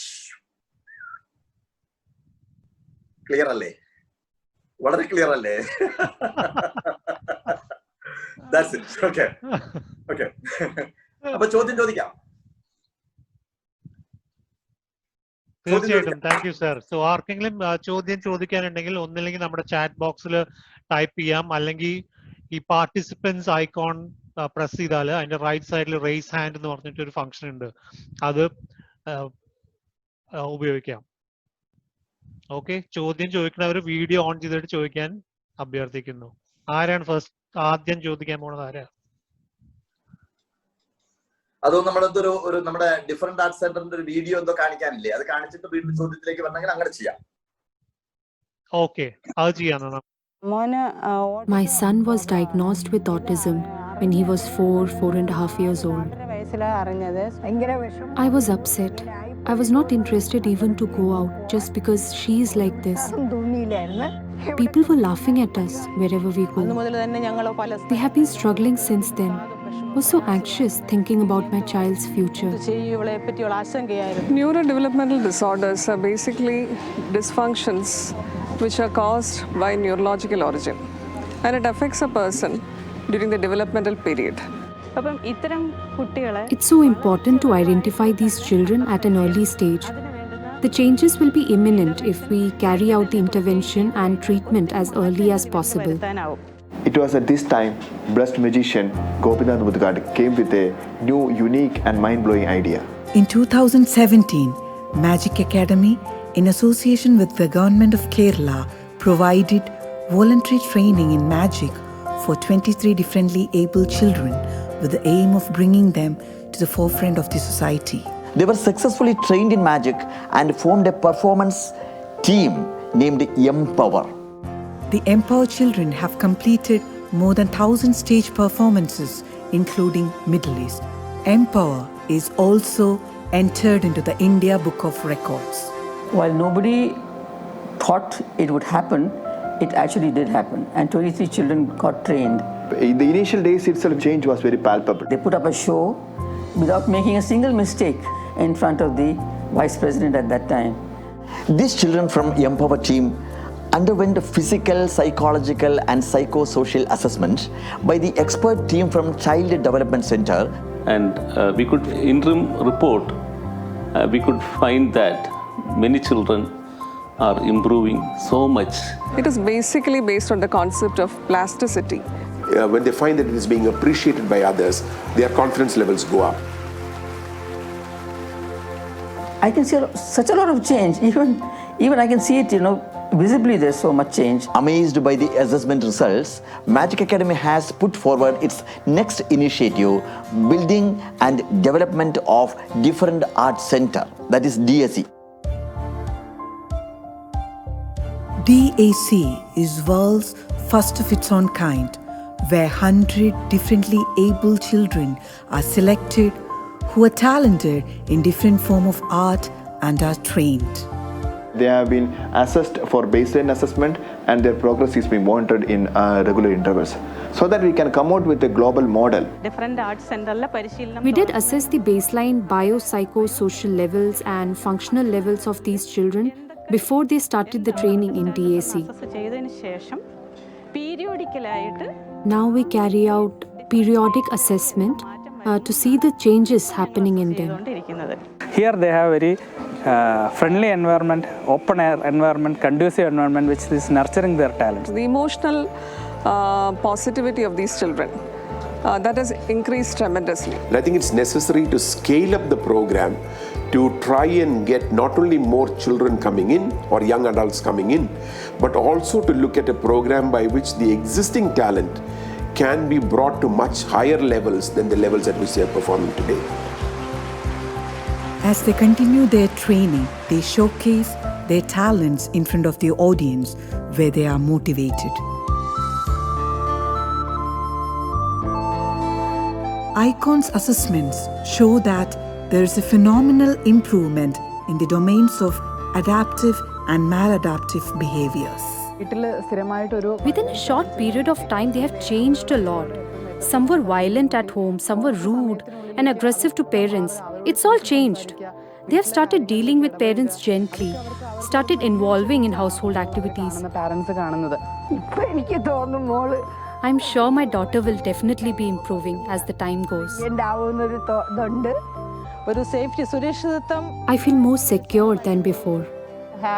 I'm happy, so happy. There are so many children and adults who are still in this condition, and our effort is how do we actually do things for all these intellectually disabled so that they live a life of dignity. My mind is elated and I feel nothing has been worthless. They are trained here, they showcase their talents here, and they earn their living from here.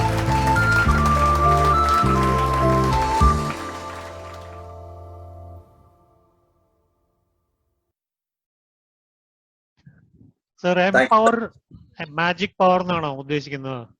Empower magic power എന്നാണ്. Magical power. അതെ, ഇപ്പൊ 100 കുട്ടികളുണ്ട് ഞങ്ങളുടെ കൂട്ടത്തില്. ഈ എംപവറിനകത്തുള്ള കുട്ടികൾക്കെല്ലാം എല്ലാ മാസവും ഞങ്ങൾ ശമ്പളം കൊടുക്കുന്നുണ്ട്.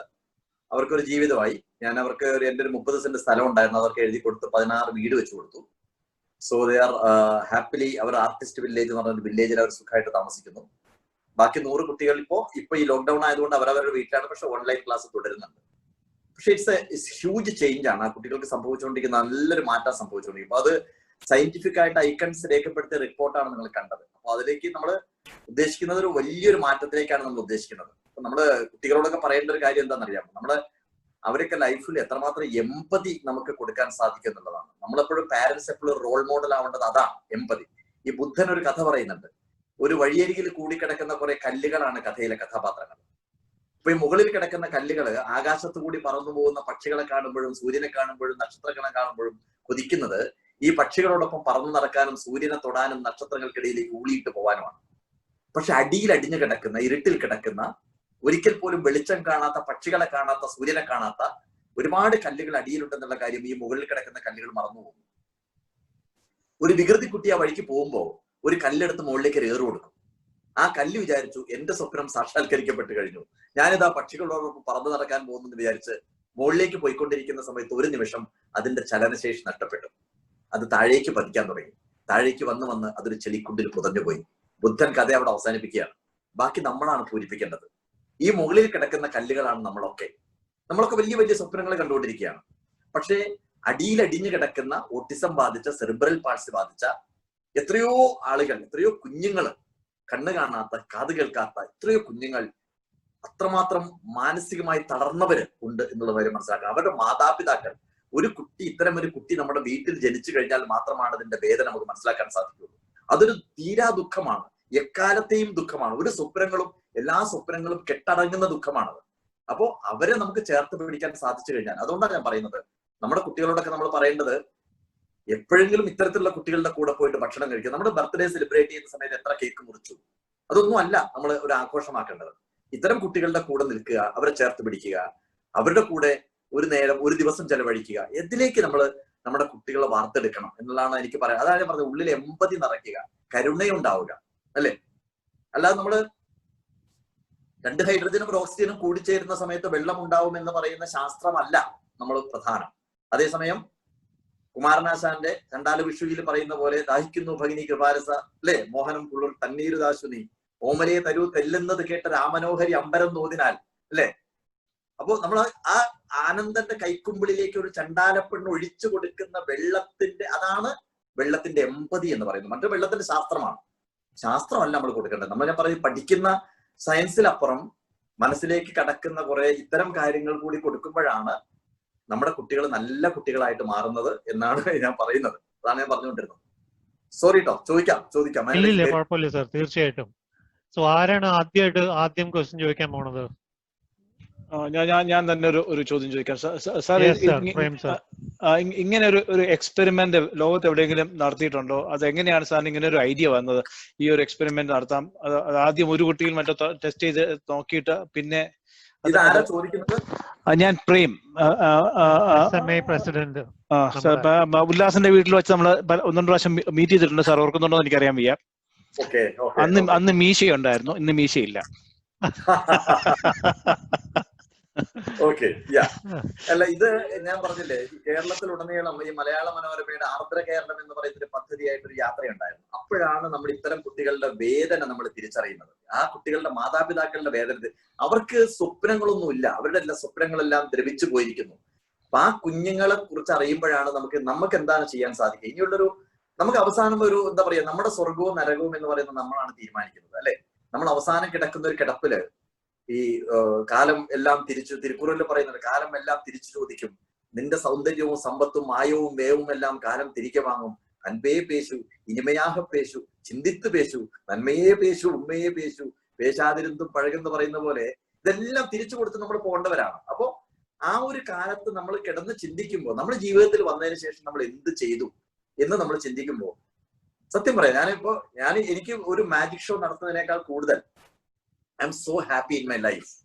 ഈ കുഞ്ഞുങ്ങൾ ഇപ്പൊ എന്റെ ഒരു വിഷമം എന്ന് പറയുന്നത്, ഈ ലോക്ക്ഡൌൺ പീരീഡിൽ എന്റെ ഒരു വിഷമം എന്ന് പറയുന്നത് ഈ കുഞ്ഞുങ്ങൾ എന്റെ അടുത്തില്ലല്ലോ എന്ന് മാത്രമാണ്. പക്ഷെ ഏകദേശം ഞാൻ 5 കുട്ടികളെ വെച്ച് എല്ലാ ദിവസവും വിളിക്കും, അവരോട് സംസാരിക്കും, എല്ലാ ദിവസവും വിളിക്കും. രാവിലെ എണീറ്റ് കഴിഞ്ഞാൽ ആദ്യത്തെ പരിപാടി ഈ കുഞ്ഞുങ്ങളെ വിളിക്കുന്നതാണ്. അതൊരു വല്ലാത്ത, അവർക്ക് സംസാരിക്കാനും പറ്റില്ല, ചിലപ്പോൾ അവർക്കൊന്നും മനസ്സിലാവില്ല, ഭയങ്കരമായിട്ടുള്ള ഒരു വേറെ രീതിയിലൊക്കെ സംസാരിക്കും, എങ്കിൽ പോലും നമുക്കതൊരു വലിയ സാറ്റിസ്ഫാക്ഷൻ. അപ്പോ ആ ഒരു തോട്ടിൽ നിന്നാണ് ഇതുണ്ടായത്. അതിൽ നിന്ന് എംപവറിലേക്ക് വന്നു, വൈസ് പ്രസിഡന്റ് വന്നു, അതിന്റെ ഒരു തലം മാറി, ഡിഫറെന്റ് ആർട്സ് സെന്റർ വന്നു, ഇന്ന് 100 കുട്ടികളുണ്ട്. നമ്മൾ അടുത്ത പ്രോജക്ട് ഈ കുട്ടികൾക്ക് എംപ്ലോയ്മെന്റ് ആണ്. അപ്പൊ അതിന് വേണ്ടിയിട്ട് ഒരു മാജിക് യൂണിവേഴ്സ് എന്ന് പറയുന്ന ഒരു പ്രോജക്ട് തുടങ്ങുകയാണ്. ഒരു വർഷം 30 കുട്ടികൾക്ക് ജോലി കൊടുക്കുക. 10 വർഷം കൊണ്ട് 300 കുട്ടികൾക്ക്, 300 ഭിന്നശേഷിയുള്ള കുട്ടികൾ മാന്യമായിട്ട് ശമ്പളം മേടിച്ച് ജോലി വാങ്ങിച്ച് ഈ ഭൂമിയിൽ ഞങ്ങൾക്കും ജീവിക്കാൻ അവകാശമുണ്ടെന്ന് വരുത്തി തീർക്കുന്ന ഒരു സംരംഭം. അതാണ് നമ്മുടെ ലക്ഷ്യം എന്ന് പറയുന്നത്. അതിലേക്കാണ് നമ്മൾ നടന്നു പോകുന്നത്. Thank you sir. അപ്പൊ നമ്മുടെ യൂണിസെഫും ഇതിന് സപ്പോർട്ട് ചെയ്യുന്നുണ്ടോ? സപ്പോർട്ടില്ല. യൂണിസെഫിന്റെ ഒരു സെലിബ്രിറ്റി അഡ്വക്കേറ്റ് എന്നുള്ള രീതിയിൽ കുട്ടികളുടെ ഒരു പ്രോജക്റ്റ് ആണെന്നുള്ളത് അവർ ലേബൽ ഉപയോഗിക്കുന്നത് മാത്രമേ ഉള്ളൂ. വേറെ ഫൈനാൻഷ്യൽ സപ്പോർട്ട് ഒന്നുമില്ല. അടുത്ത ചോദ്യം.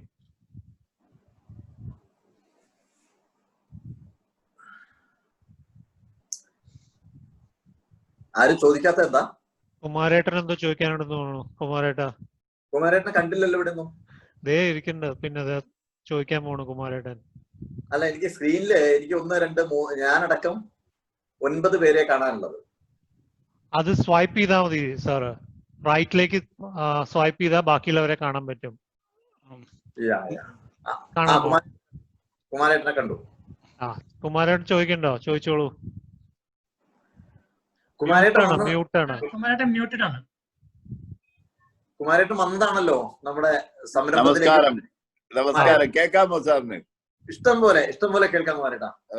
സാറ് ചെയ്യുന്നത് ഞാൻ എപ്പോഴും പറയുന്ന ഒരു ദൈവം പ്രത്യക്ഷപ്പെട്ട് ചെയ്യുന്നത് പോലെയാണ് കാര്യങ്ങൾ കാണുന്നത്. കാര്യം പ്രതീക്ഷിക്കാത്ത കാര്യങ്ങൾ, ആർക്കും ചെയ്യാൻ കഴിയാത്ത കാര്യങ്ങളാണ് സാറ് ചെയ്യുന്നത്. എനിക്ക് അവിടെ വന്ന് കാണാനും ആ കുട്ടികളായിട്ട് കുറച്ച് സമയം ചെലവഴിക്കാനും ആ അമ്മമാരുടെ സന്തോഷം കാണാനും എനിക്ക് കഴിഞ്ഞു. അത് വളരെ നന്ദി. എനിക്ക് അത് ഒരിക്കലും മറക്കാൻ കഴിയാത്ത സമയമായിരുന്നു അത്. ഒരു മണിക്കൂർ ഉണ്ടായിരുന്നെങ്കിലും ഒരു ജീവിതം അവിടെ കഴിഞ്ഞ പോലെ അത്ര ഭയങ്കരമായിരുന്നു. എനിക്ക് ആ ഫീലിങ്സ് ഉണ്ടായി. ഞാൻ ഉല്ലാസം കൂടെയാണ് ശബരിമലയിൽ പോയിട്ട് അവിടെ വന്നത്. എനിക്ക് ആ തളർച്ച പോലും അപ്പൊ അറിയാൻ കഴിഞ്ഞില്ല. ആ കുട്ടികളുടെ അത് ഓപ്പണായ മനസ്സും അമ്മമാരുടെ സന്തോഷം, അതാണ് ഏറ്റവും പ്രധാനം. അമ്മമാരുടെ സന്തോഷം ഭയങ്കരമായിരുന്നു സാർ. അതെന്റെ മനസ്സിന് ഒരിക്കലും മറന്നില്ല.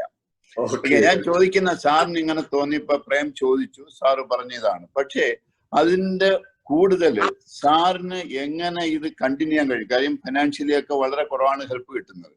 പക്ഷെ സാറിന്റെ ആ വിശ്വാസവും കുട്ടികളുടെ സ്നേഹവും കൊണ്ടാണ് നടന്നു പോകുന്നത്, വേറെ ഒന്നുമല്ല. പക്ഷെ ഇത് എങ്ങനെ ഇത് മാക്സിമം കുട്ടികളെ കൊണ്ടുവരാൻ, ഇപ്പൊ സാറ് പറഞ്ഞു 30 കുട്ടികൾക്ക് ജോലി കൊടുക്കണം, എംപ്ലോയ്മെന്റ് കൊടുക്കണം, അവർ സന്തോഷപ്പെടണം, അവർക്കും ജീവിക്കാനുള്ള അവകാശം ഉണ്ടെന്നൊക്കെ കാണിക്കണമെന്ന് സാറ് പറഞ്ഞു. പക്ഷെ ഇത് എങ്ങനെ ഇത് പ്രാവർത്തികമാക്കാൻ കഴിയും? ഇപ്പൊ മറ്റ് രാജ്യങ്ങൾ ഇത് പോയി എങ്ങനെ മറ്റുള്ള രാജ്യക്കാർക്ക് മനസ്സിലാക്കി അത് ഒരു സഹായം ഇതേപോലെ ആരും ചെയ്തിട്ടില്ലെന്നാണ് എനിക്ക് തോന്നുന്നത്. എങ്ങനെ മറ്റുള്ള രാജ്യങ്ങൾക്ക് പറഞ്ഞ് മനസ്സിലാക്കിക്കൊണ്ട് അവിടെയും ചെയ്യാം, അവിടെ നിന്ന് ഇന്ത്യയിലേക്കും കൊണ്ടുപോകാം എന്ന് സാർ വിചാരിക്കുന്നു? അല്ല, എന്റെ ഒരു സ്വപ്നം എന്ന് പറയുന്നത്, കാരണം ഇത് ഇവിടെ മാത്രമുള്ള ഒരു പ്രശ്നമല്ല ഇത്തരം കുട്ടികളെ പിറക്കുന്നത്. ഈ കുട്ടികൾ പിറക്കുന്നതിന്റെ പെർസെന്റേജ് വളരെയധികം കൂടി വരികയാണ്. കണ്ടമാനം കുട്ടികൾ, ഓട്ടിസം ബാധിച്ച, സെറിബ്രൽ പാൾസി ബാധിച്ച കുട്ടികൾ, മെന്റലി റിട്ടാർഡഡ് ആയിട്ടുള്ള കുട്ടികൾ ഇഷ്ടംപോലെ നമ്മുടെ ഭൂമിയിൽ പിറന്നു വീഴുന്നുണ്ട്. അപ്പോ ഇത് ഇവിടെ മാത്രമല്ല, എനിക്ക് എന്റെ ഒരു ആഗ്രഹം എന്ന് പറയുന്നത് ഇവിടെ ഇപ്പൊ നമ്മൾ ചെയ്തിരിക്കുന്ന ഒരു സിസ്റ്റം കാണിച്ചു കഴിഞ്ഞതിന് ശേഷം മറ്റുള്ള രാജ്യങ്ങളിലേക്കും ഇത് നമുക്ക് പടർത്തണം എന്നതാണ് എന്റെ സ്വപ്നം. അപ്പോൾ അത്തരം യൂണിവേഴ്സിറ്റികളുമായിട്ട് ബന്ധപ്പെട്ട് ഇവിടെ നമ്മൾ എന്താണോ ഇംപ്ലിമെന്റ് ചെയ്യുന്നത് മറ്റുള്ള സ്ഥലത്തും ചെയ്യാന്നുള്ളത്. പക്ഷേ ഇതിനകത്തുള്ളൊരു ചോദ്യം ഇതാണ്, ഇത് എങ്ങനെ നടന്നു പോകുന്നു എന്നുള്ളത് എനിക്കും അറിഞ്ഞുകൂടാ, സത്യം പറയാം. കാരണം ഇപ്പോ എല്ലാ കുട്ടികൾക്കും 100 കുട്ടികൾക്കും 5000 രൂപ നമ്മൾ എല്ലാ മാസവും സ്റ്റൈഫൻഡ് ആയിട്ട് കൊടുക്കുന്നുണ്ട്. ഇവിടെ വരുന്ന കുട്ടികൾക്ക് അവരുടെ അച്ഛനമ്മമാരുടെ മുഴുവൻ ഭക്ഷണം നമ്മൾ കൊടുക്കുന്നുണ്ട്. എങ്ങനെ നടക്കുന്നു എനിക്ക് അറിഞ്ഞുകൂടാ. കാരണം വളരെ സാമ്പത്തികമായിട്ട് ഒന്നുമില്ലാത്തവരാണ് ഇവിടെ. ഞാൻ കോർപ്പറേഷൻ മേയറും ഞാനും കൂടി തിരുവനന്തപുരത്തുള്ള കുറെ കുട്ടികളുടെ വീട്ടിൽ പോയിരുന്നു. ആ വീട്ടിലെന്ന് പറയുമ്പോൾ വീടെന്ന് പറയാൻ പറ്റില്ല, വെറും ഈ മെറ്റൽ ഷീറ്റ് മറച്ചു കെട്ടിയ, അതിനകത്ത് ഒരു പ്രായം ചെന്ന അമ്മയും 2 കുട്ടികളുണ്ട്. 2 കുട്ടികൾക്കും സിവിയർ ഓട്ടിസമാണ്. ഈ ഒരു അമ്മ മാത്രം. ആ അമ്മയുടെ ദുഃഖമൊക്കെ ഉണ്ടല്ലോ. ഈ അരിയുടെ കിറ്റ് ഞങ്ങൾ കൊടുക്കാൻ വേണ്ടിയിട്ട് ഞങ്ങൾക്ക് നിൽക്കാൻ സ്ഥലം ഉണ്ടായിരുന്നില്ല, അത്രമാത്രം. അപ്പൊ ഞങ്ങളിപ്പോ ചെയ്യുന്നത് എല്ലാ മാസവും ആരെങ്കിലുമൊക്കെ സഹായിക്കുന്നുണ്ട്. എല്ലാ മാസങ്ങളിലും ഈ കുഞ്ഞുങ്ങൾക്ക് ഞങ്ങൾ അരി, പച്ചക്കറി, മറ്റുള്ള സാധനങ്ങളെല്ലാം അവരവരെ വീടുകളിൽ എത്തിച്ചു കൊടുക്കുന്നുണ്ട്. അത് കൃത്യമായിട്ട് എത്തിയില്ലെങ്കിൽ അവർ അന്നം കഴിക്കാൻ പറ്റില്ല, ഉറങ്ങാൻ പറ്റില്ല അവർക്ക്. കാരണം ലോകത്തിലെ ഏറ്റവും വലിയ യാഥാർത്ഥ്യം എന്ന് പറയുന്നത് വിശപ്പാണ്. അതിലപ്പുറം വേറെ യാഥാർത്ഥ്യമൊന്നുമില്ല. എല്ലാത്തിന്റെയും അൾട്ടിമേറ്റ് എന്ന് പറഞ്ഞ വിശപ്പാണ്. ആ വിശപ്പ് സഹിക്കാതിരിക്കാൻ വേണ്ടിയിട്ട് ഞങ്ങളാൽ പറ്റുന്ന രീതിയിൽ ഒരുപാട് ആൾക്കാർ സഹായിക്കുന്നുണ്ട്. അതൊക്കെ ഏറ്റെടുത്ത് അന്ന് കുമാരേട്ടൻ തന്ന ആ സാമ്പത്തിക സഹായം പോലും നമ്മൾ ഈ കുട്ടികൾക്ക് ഭക്ഷണം കൊടുക്കാൻ വേണ്ടിയിട്ട് അതിന്റെ പുണ്യം ഉണ്ടാവും. കാരണം അത് എന്താ പറയാ, ഓരോ കുഞ്ഞുങ്ങളുടെ വീട്ടിലേക്കാണ് ഞങ്ങൾ എത്തിച്ചു കൊടുക്കുന്നത്. ഞാൻ ഇന്നത് കഴിഞ്ഞതിന് ശേഷം അതിന്റെ വീഡിയോ അയച്ചു തരാം. കാരണം ഇപ്പോ ഓരോരുത്തരും ഓരോ അമ്മമാര് പറയുന്നത് കണ്ണിന്ന് വെള്ളം. കാരണം വിശന്നിരിക്കുന്ന സമയത്ത് അരി കിട്ടുക, ഭക്ഷണം കിട്ടുക എന്ന് പറയുന്നത് ചെറിയ കാര്യമല്ല. നമ്മളിപ്പോ ചെയ്തുകൊണ്ടിരിക്കുന്നത് നമ്മളെ കൊണ്ട് എനിക്കിനി വിൽക്കാനൊന്നുമില്ല, എന്റെ കംപ്ലീറ്റ് കഴിഞ്ഞു. അപ്പോ നമ്മളെ കൊണ്ട് പറ്റാവുന്ന രീതിയിൽ ചെയ്യുന്നു, മറ്റുള്ളവർ സഹായിക്കുന്നു, അതിലേക്ക് ചെയ്തുകൊണ്ടിരിക്കുന്നു. And it will happen. കാരണം ഇത് നമ്മൾ ചെയ്യുന്നത് വലിയൊരു കാര്യമാണ്. അതുകൊണ്ട് ഇത് സംഭവിച്ചിരിക്കും, ഒരു സംശയമില്ല അതിനകത്ത്. അതാണ് that's my answer. Thank you sir. Thank you. നമ്മുടെ കൊച്ചുകുട്ടികൾക്ക് ചോദിക്കാൻ വല്ലതുണ്ടോ? ഗൗതം, ചിന്മയി, വേറെ ഒളിച്ചിരിക്കുന്ന കുട്ടികളൊക്കെ എവിടെ പോയി? വരൂ, ചോദിക്കൂ. Chinmayi, Gautam, yes. What's your question? Can you say one more time, Gautam? The box then cover with a cover. What box? എനിക്ക് തോന്നുന്നു ഗൗതം ബോക്സിന്റെ മാജിക് കാണണമെന്ന് തോന്നുന്നു അല്ലേ? അതാണോ പറയണേ? അതെ, ബോക്സ് ഡിസപ്പിയർ ആവണം കവർ ചെയ്ത്. ഏത് ബോക്സ്?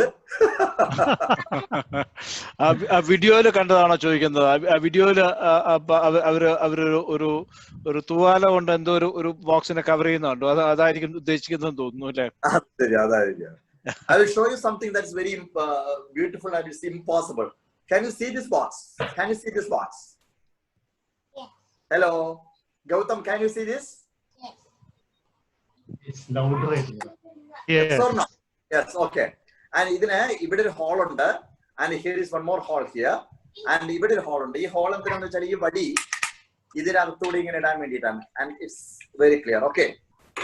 Now see this. ഞാൻ ഇതിനകത്ത് ഒന്നും ഇല്ലാത്തതിനകത്തേക്ക് ഈ ഒരു ഡൈ ഉണ്ട്, metal die, sorry wooden die, കണ്ടല്ലോ അല്ലെ? ഈ ഡൈ ഞാൻ ഇതിനകത്തേക്ക് ഡ്രോപ്പ് ചെയ്യണേ. വാച്ച് ഇപ്പൊ ഇവിടെ വന്നു അല്ലെ? ഇനി I will put this like this. ഇപ്പൊ അതിനെ കോർത്ത് കെട്ടിയിരിക്കുകയാണ്. Okay, now watch, magic is happening here. 1, 2 and 3. How is possible? Kanda. Thank you, sir. Fantastic. Okay. Gautam, you liked it?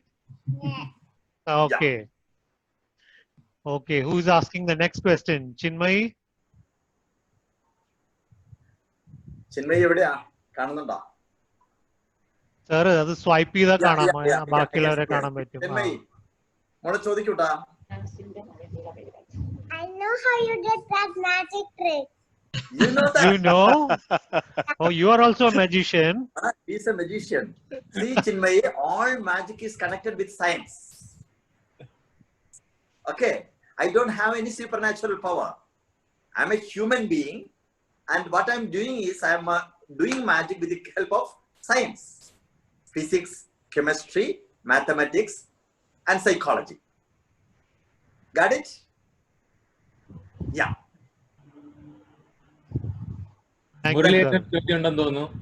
Murali sir. Yeah. Okay, എന്റെ പേര് മുരളി എന്നാണ്. ഞാൻ ഒരിക്കൽ meet ചെയ്തിരുന്നു എയർപോർട്ടിൽ വെച്ചിട്ട്. ഓർമ്മയുണ്ടോന്ന് അറിയില്ല.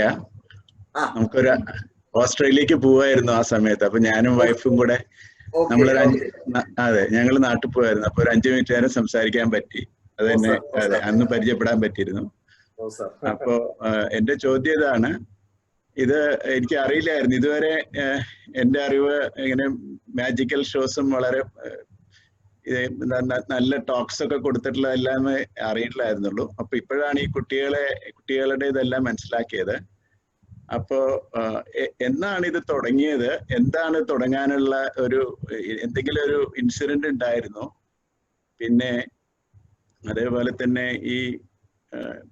ഇത് തുടങ്ങി കഴിയുമ്പോൾ ഇത്രയും വലിയ സംരംഭങ്ങളൊക്കെ തുടങ്ങി വരുമ്പോൾ അതിനൊരു എന്താ പറയാ, ഫൈനാൻഷ്യൽ പ്ലാൻ എല്ലാം വേണമല്ലോ. അപ്പൊ അതൊക്കെ കൂടെ എങ്ങനെ സാധിച്ചു?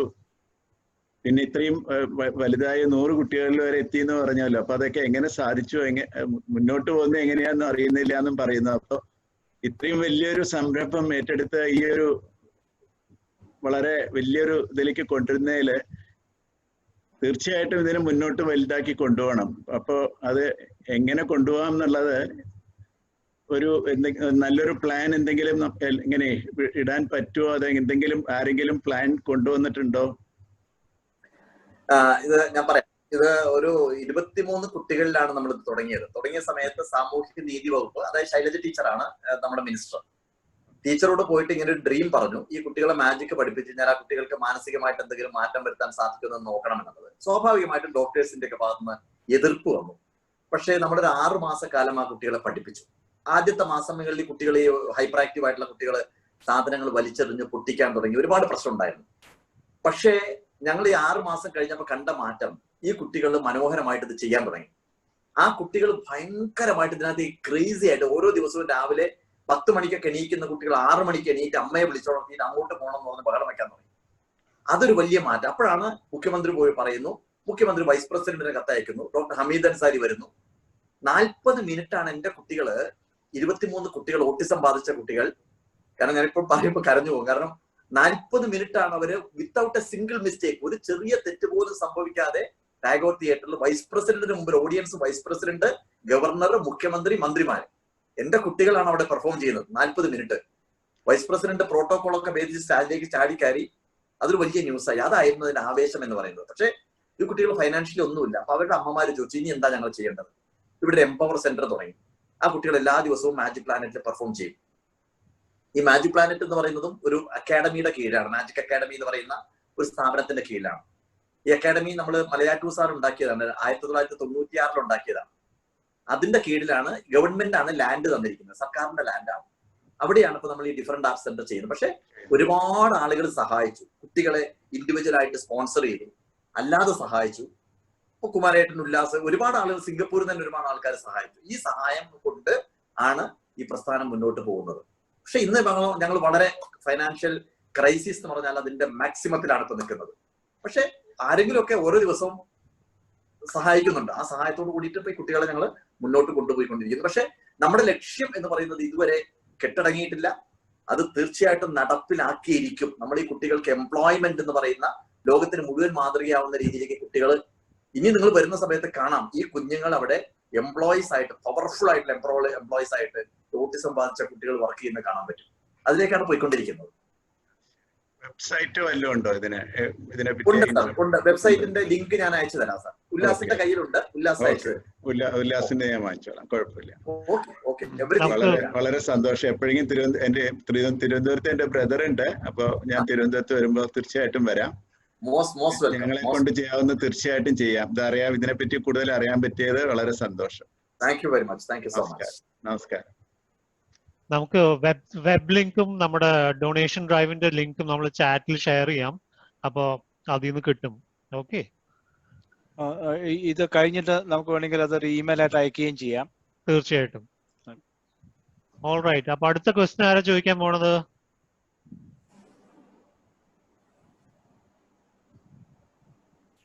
ചോദിക്കൂ. അശോക് സാറിന്റെ കൂടെ മോളുണ്ടല്ലോ, മോള് ചോദിക്കുന്നോ? മ്യൂട്ടഡ് ആണ്. ഇല്ല, അൺമ്യൂട്ട് ചെയ്തിട്ട് ചോദിച്ചോളൂ. കൈ തട്ടി മാറ്റുകയാണ്. അവള് ചോദിക്കുന്നില്ല. ഞാനൊരു ഗംഭീരമായിട്ടുള്ള ചോദ്യങ്ങളൊക്കെ പ്രതീക്ഷിച്ചതായിരുന്നു. സാറ് പറഞ്ഞ കഥകളൊക്കെ കേട്ടോ മോള്?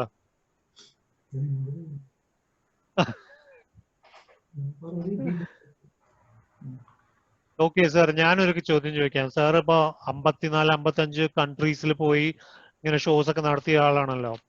അപ്പൊ ഏറ്റവും വിസ്മയിപ്പിച്ചിട്ടുള്ള വേറെ ഏതെങ്കിലും ഒരു സംസ്കാരം ഏതാണ്? അതിനെ പറ്റി പറയാമോ? അങ്ങനെ ചോദിച്ചൂടാ അങ്ങനെ, കാരണം ഞാൻ ഓരോ രാജ്യങ്ങളിൽ പോകുന്ന സമയത്തും വ്യത്യസ്തമായിട്ടുള്ള സംസ്കാരങ്ങളും വ്യത്യസ്തമായിട്ടുള്ള ആശയങ്ങളും ചിന്തകളും ഒക്കെയാണ് കാണുന്നത്. പക്ഷെ ഞങ്ങൾ 4 തവണ ഇന്ത്യ യാത്ര നടത്തിയിട്ടുണ്ട്. 4 തവണ. അതൊരു വിസ്മയ ഭാരത യാത്ര. ഗാന്ധി മന്ത്രം, മഹാത്മാഗാന്ധിയുടെ സന്ദേശം ഉയർത്തിപ്പിടിച്ചുകൊണ്ട് 25 പേര് 4 മാസക്കാലം കന്യാകുമാരി മുതൽ കാശ്മീർ വരെ റോഡ് മാർഗം യാത്ര ചെയ്തിട്ടുണ്ട്. 4 യാത്ര ഉണ്ടായിട്ടുണ്ട്. ആർമിക്ക് വേണ്ടിയിട്ട് A K Antony defence minister ആയിരിക്കുന്ന സമയത്ത് ഒരു പ്രോഗ്രാം ഉണ്ട്. പിന്നെ അതുല പാസിലൊക്കെ ഞങ്ങളന്ന് പോയി ചൈന എന്താ പറയാ വേലിക്കെട്ടിന്റെ അപ്പുറത്തും ഇപ്പുറത്തും നിന്ന് മാജിക് കാണിച്ചതാണ്. അപ്പോ ഇന്ത്യ എന്ന് പറയുന്നത് ഒരു വല്ലാത്തൊരു വിസ്മയമാണ്. എനിക്ക് ഇന്നും തോന്നിയിട്ടുള്ളതാണ്. കാരണം ഇത്രമാത്രം വൈവിധ്യങ്ങൾ, ഇത്രമാത്രം സംസ്കാരങ്ങളെ, ഇത്രമാത്രം ആശയങ്ങളെ, ഇത്രമാത്രം ഭാഷകളെ, വേഷങ്ങളെ ഒരുമിച്ച് ഒരു കൈക്കുമ്പിളിൽ കൊണ്ട് നടക്കുന്ന ഒരു ഇന്ദ്രജാലം ഉണ്ടല്ലോ, ഇന്ത്യയുടെ ഇന്ദ്രജാലം ഉണ്ടല്ലോ. That's beyond our imagination. അതായത് നോർത്ത് ഈസ്റ്റിലൊക്കെ പോകുന്ന സമയത്ത്, നാഗാലാൻഡ് അതുപോലെ തന്നെ അത്തരം സ്ഥലങ്ങളിലൊക്കെ പോകുന്ന സമയത്ത് അവിടത്തേക്ക് ഞങ്ങളവിടെ തീവ്രവാദികളൊക്കെ നേരിട്ട് കണ്ടിട്ടുണ്ടായിരുന്നു, വിഘടനവാദികളെ നേരിട്ട് കണ്ടിട്ടുണ്ടായിരുന്നു. അവിടെ ഒരു എന്താ പറയാ ഒരു പാരലൽ ഗവൺമെന്റ്, ഒരു ഹോജി എന്ന് പറയുന്ന ഒരു മിനിസ്റ്റർ ഉണ്ടായിരുന്നു. അപ്പൊ അവിടെയൊക്കെ ചെല്ലുന്ന സമയത്ത് നമ്മൾ ഇത്തരം ഇതെല്ലാം കൂടി ചേർത്ത് പിടിക്കുന്ന ഒരു രാജ്യം എന്ന് പറയുന്നത് ഇന്ത്യയുടെ ഒരു മനോഹാരിത ഇസ് സംതിങ് നമ്മുടെ ബിയോണ്ട് ഇമാജിനേഷൻ ആണ്. പക്ഷെ മറ്റുള്ള രാജ്യങ്ങളൊക്കെ ഇപ്പൊ സിംഗപ്പൂർ വരുന്ന സമയത്ത് അതിൻ്റെതായിട്ടുള്ള മനോഹാരിതയും അതിൻ്റെതായിട്ടുള്ള സൗന്ദര്യവും അതിനകത്തുണ്ട്. ജപ്പാനിൽ പോകുന്ന സമയത്ത് തികച്ചും വ്യത്യസ്തമായ ഒരിതുണ്ട്. ഓസ്ട്രേലിയയിൽ വേറൊന്നുണ്ട്, US വേറൊന്നുണ്ട്. അപ്പോ ഏതാണ് മികച്ചത് എന്ന് ചോദിച്ചു കഴിഞ്ഞാൽ ഇറ്റ്സ് കൺഫ്യൂസ്ഡ്. അതൊരു ഉത്തരം പറയാൻ പറ്റാത്തൊരു ചോദ്യമാണ്. തീർച്ചയായിട്ടും, no problem. Thank you sir. Sir അച്ഛന്റെ കാര്യങ്ങൾ പറഞ്ഞല്ലോ, അച്ഛൻ ഒരുപാട് പ്രോത്സാഹിപ്പിച്ചിരുന്നു, എൻകറേജ് ചെയ്തിരുന്നു എന്നല്ല. വേറെ ആരെങ്കിലും ഒരു ഭയങ്കര സ്ട്രോങ് ഇൻഫ്ലുവൻസ് ചെലുത്തിയിട്ടുണ്ട് സാറിന്റെ ലൈഫിൽ? അല്ല, എന്നെ ലൈഫിൽ ഏറ്റവും കൂടുതൽ ഹെൽപ്പ് ചെയ്ത ഒരാള് മലയാറ്റൂർ രാമകൃഷ്ണനാണ്. കാരണം അറിയാലോ, എഴുത്തുകാരനായിട്ടുള്ള മലയാറ്റൂർ സാറാണ്. ഞാൻ 1996 തിരുവനന്തപുരത്തേക്ക് വരുന്നത്. എനിക്ക് ഒരു ബന്ധം ഉണ്ടായിരുന്നില്ല, ഒരു വേരുകളും ഇല്ലാത്തൊരു സ്ഥലത്തേക്ക് ഞാൻ വരുമ്പോ നിലമ്പൂരിൽ നിന്ന് ഇങ്ങോട്ട് ബസ് കയറി പോരാനുള്ള പ്രചോദനം എന്ന് പറയും മലയാറ്റൂർ സാറാണ്. ഇവിടെ 8 സെന്റ് സ്ഥലം എടുത്തതിന് ശേഷമാണ് മാജിക് അക്കാഡമി എന്ന് തുടങ്ങുന്നത്. അന്ന് TK രാമകൃഷ്ണനാണ് അത് ഇനാഗുറേറ്റ് ചെയ്തത്, അന്നത്തെ സാംസ്കാരിക വകുപ്പ് മന്ത്രി. ഒരു ബന്ധവുമില്ലാത്തൊരു സമയത്ത് ആ ഒരു മനുഷ്യൻ എന്നെ സഹായിച്ചതിന് കയ്യിൽ കണക്കില്ല, അത്രമാത്രം ഹെൽപ്പ് ചെയ്തിട്ടുണ്ട് എന്നെ. പിന്നെ അതിനുശേഷം ONV സാറായിരുന്നു ചെയർമാൻ. ഇപ്പോ അടൂർ ഗോപാലകൃഷ്ണനാണ് നമ്മുടെ അക്കാഡമിയുടെ ചെയർമാൻ. അപ്പൊ അതിനകത്ത് മലയാറ്റൂർ സാറ് തന്നെയാണ് എന്നെ തിരുവനന്തപുരത്തേക്ക് പറിച്ചു നട്ടു എന്ന് പറയുന്ന ഒരു കാര്യമുണ്ടല്ലോ, അതിലേക്ക് വലിയൊരു പ്രചോദനമായത് മലയാറ്റൂർ സാറിന്റെ ഒരു സ്നേഹവും സ്നേഹസ്പർശമായിരുന്നു. അങ്ങനെ ഒരുപാട് പേര് പറഞ്ഞാൽ തീരാത്ത അത്രമാത്രം ആളുകളുടെ സഹായങ്ങൾ ഉണ്ടായിട്ടുണ്ട്, ഇന്നും കിട്ടിക്കൊണ്ടിരിക്കുന്നു. അമ്മ പറയില്ലേ, എന്താ പറയാ, മുല്ലവള്ളി തേന്മാവിലേക്ക് എടുത്തു വെച്ചതിന് ശേഷം പറയില്ലേ, മറ്റേ പരസ്പര സഹായമില്ലാതെ പടരുക സാധ്യമല്ല മോനെ എന്ന് പറയുമ്പോ ആ മുല്ലവള്ളി തേന്മാവിലേക്ക് പടർന്നു കയറുന്നത് കാണിച്ചുകൊണ്ട് അമ്മ പറയുമല്ലോ അങ്ങനെ അല്ലെ, പരസ്പര സഹായമില്ലാതെ പടരുക സാധ്യമല്ല. അപ്പോ അങ്ങനെ ഒരുപാട് ആളുകളുടെ സഹായത്തോട് കൂടിയിട്ടാണ് പടർന്നിട്ടുണ്ടെങ്കിൽ അത് പടർന്നത് എന്നാണ് പറയാനുള്ളത്.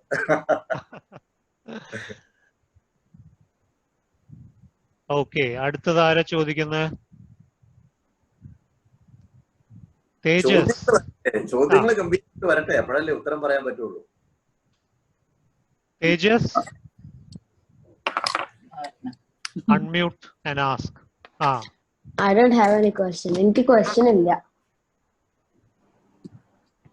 എന്തെങ്കിലും ചോദിച്ചോളൂ. തേജസ്, കഥകളൊക്കെ കേട്ടോ സാർ പറഞ്ഞത്? ഹോളിനിയുടെ കഥ കേട്ടോ? Yes. ക്യാഷിന്റെ കാര്യം പറഞ്ഞത് കേട്ടോ? Yes. ഏതാണ് ഏറ്റവും കൂടുതൽ ഇഷ്ടമായത്? കൂടുതൽ ഇഷ്ടമായത് അത് ഭയങ്കര ഹാർഡാണ് ബിക്കോസ് എല്ലാം എനിക്ക് ഇഷ്ടപ്പെട്ടു, അതുകൊണ്ട് ചൂസ് ചെയ്യാൻ പറ്റുന്നില്ല. അത് കുഴപ്പമില്ല, എല്ലാം ഇഷ്ടപ്പെട്ടല്ലോ, വളരെ നന്നായി. എല്ലാം ഓർത്തിരുന്ന് പറഞ്ഞതൊക്കെ കേട്ട് അതുപോലെ അംബീഷ്യസ് ആയിട്ട്, കോൺഫിഡന്റ് ആയിട്ട്, സിൻസിയർ ആയിട്ട് ഹാർഡ് വർക്ക് ചെയ്യുക അല്ലേ? എക്സലന്റ്. പിന്നെ പ്രമോദ് സർ, താങ്കൾക്ക് തീർച്ചയായിട്ടും ഒരു ക്വസ്റ്റ്യൻ ചോദിക്കാനുണ്ടാവുമെന്ന് എനിക്കറിയാം.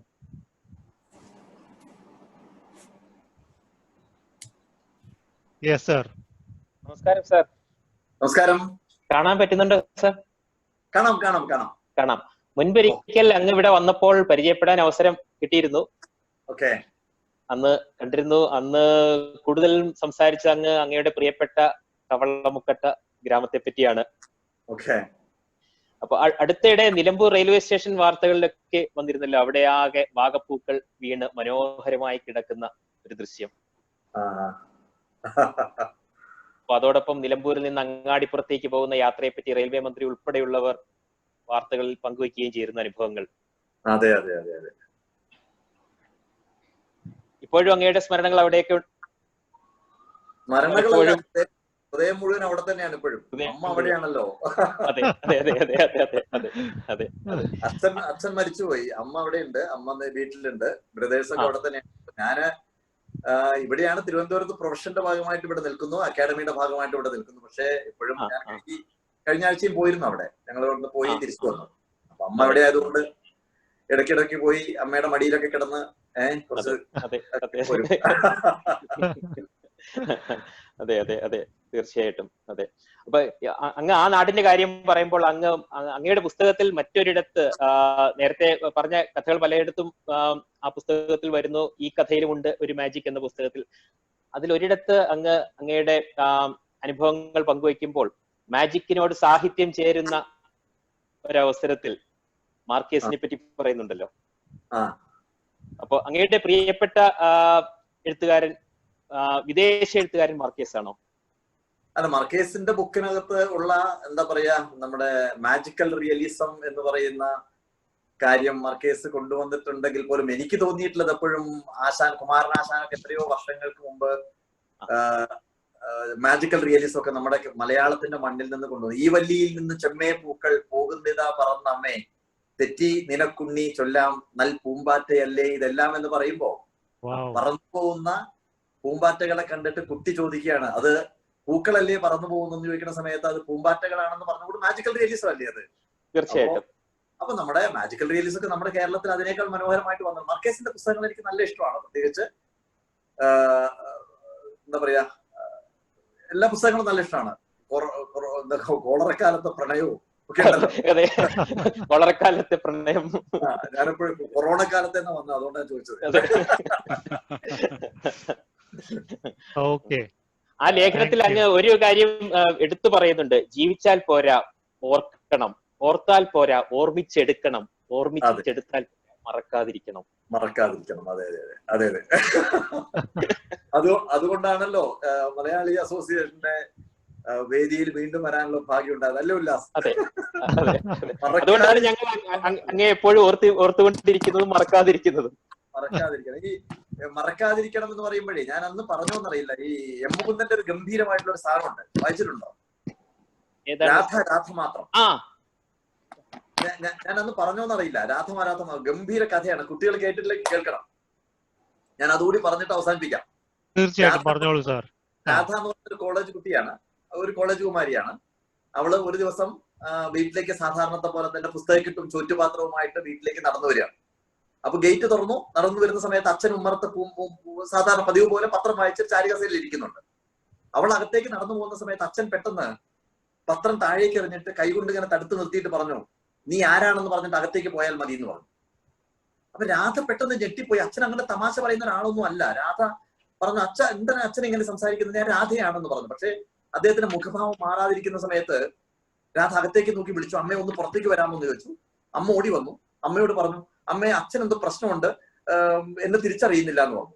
അമ്മ രണ്ടുപേരും ഇങ്ങനെ മാറി മാറി നോക്കിയിട്ട് പറഞ്ഞു, ഞാൻ അദ്ദേഹത്തിന്റെ ഭാര്യയാണ്, ഇതെന്റെ ഭർത്താവാണ്, പക്ഷെ നീ ആരാ കുട്ടി എന്ന് ചോദിച്ചു രാധയോട്.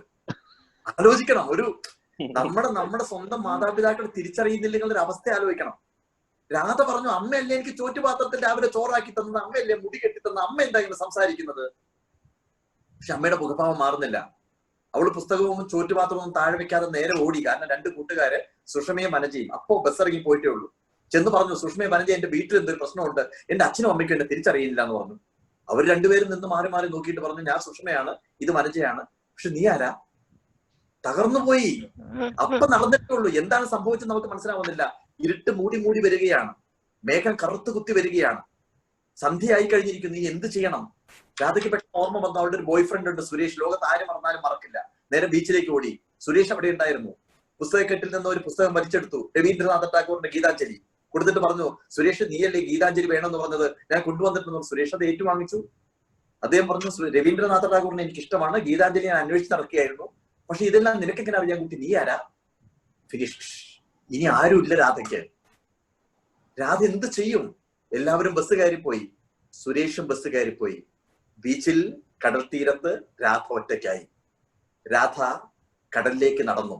തിരമാലകളെ വകഞ്ഞു മാറ്റി നടക്കുന്ന സമയത്ത് രാധ ആകാശത്തേക്ക് കൈ ഉയർത്തി ചോദിച്ചു, ആകാശമേ നിനക്കറിയാമോ ഈ രാധയെ? ഉത്തരമില്ല. തിരമാലകൾ കഴുത്തറ്റം വന്ന് മൂടുന്ന സമയത്ത് തിരമാലകളോട് ചോദിച്ചു, തിരമാലകളെ നിങ്ങൾക്കെങ്കിലും അറിയാമോ ഈ രാധയെ? ഉത്തരമില്ല. രാധ അപ്രത്യക്ഷയായി. ഇതാണ് കഥ. ഈ ലോകത്തിന് മുഴുവൻ അൽഷിമേഴ്സ് ബാധിച്ചു കഴിഞ്ഞാൽ സംഭവിക്കാൻ പോകുന്ന ഇതാണ്. ഇപ്പോ നിങ്ങൾ എന്നെ വീണ്ടും ഓർത്തത് കൊണ്ടാണ്, ഓർമ്മയുണ്ടായിരിക്കണമെന്ന് പറഞ്ഞത് കൊണ്ടാണ് പെട്ടെന്ന് ഈ കഥ ഓർമ്മ വന്നത്. അത് പറഞ്ഞതുകൊണ്ട് ആ ഓർമ്മയുടെ ഭാഗമായിട്ടാണ് വീണ്ടും സിംഗപ്പൂർ മലയാളി അസോസിയേഷന്റെ വേദിയിൽ എനിക്ക് നിങ്ങളോട് സംസാരിക്കാനുള്ള സൗഭാഗ്യം ഉണ്ടായത്. ഓർമ്മകൾ ഉണ്ടായിരിക്കണം, അല്ലെ? പി ഭാസ്കർ മാഷ് പറയുന്ന പോലെ, ഓർക്കുക വല്ലപ്പോഴും പണ്ടത്തെ കാടും മേടും, പൂക്കാലം വിധാനിക്കും ആ കുന്നിൻ പുറങ്ങളും, 2 കൊച്ചാത്മാക്കൾ അവിടങ്ങളിൽ ഇരുന്ന് പണ്ടത്തെ രാജാവിന്റെ കഥകൾ പറഞ്ഞതും. അപ്പോ നമ്മുടെ കുട്ടികളോട് നമുക്ക് മനോഹരമായിട്ട് രാജാവിന്റെ കഥകൾ പറയാം.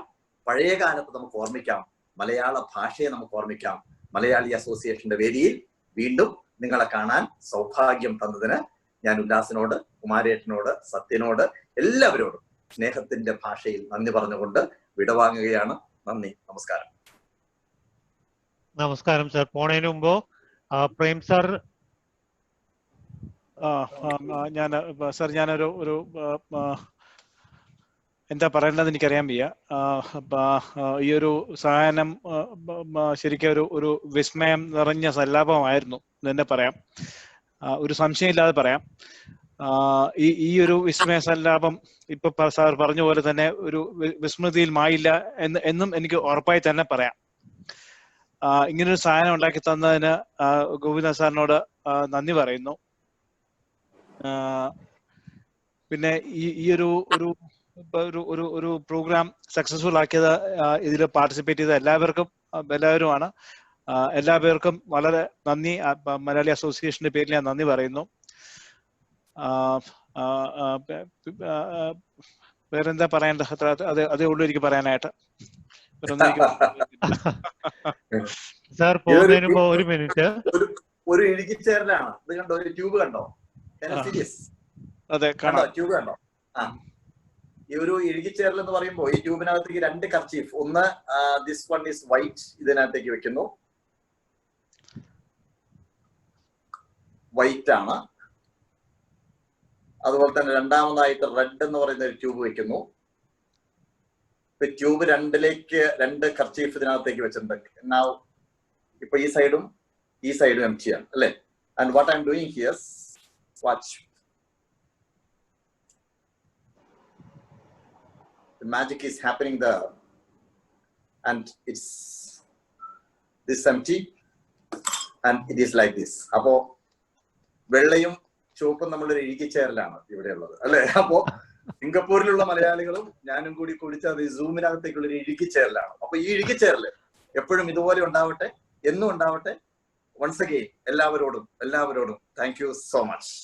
എനിക്ക് ഒരു കാര്യം കൂടെ പറയാനുണ്ടായിരുന്നു, ഞാനത് വിട്ടുപോയി.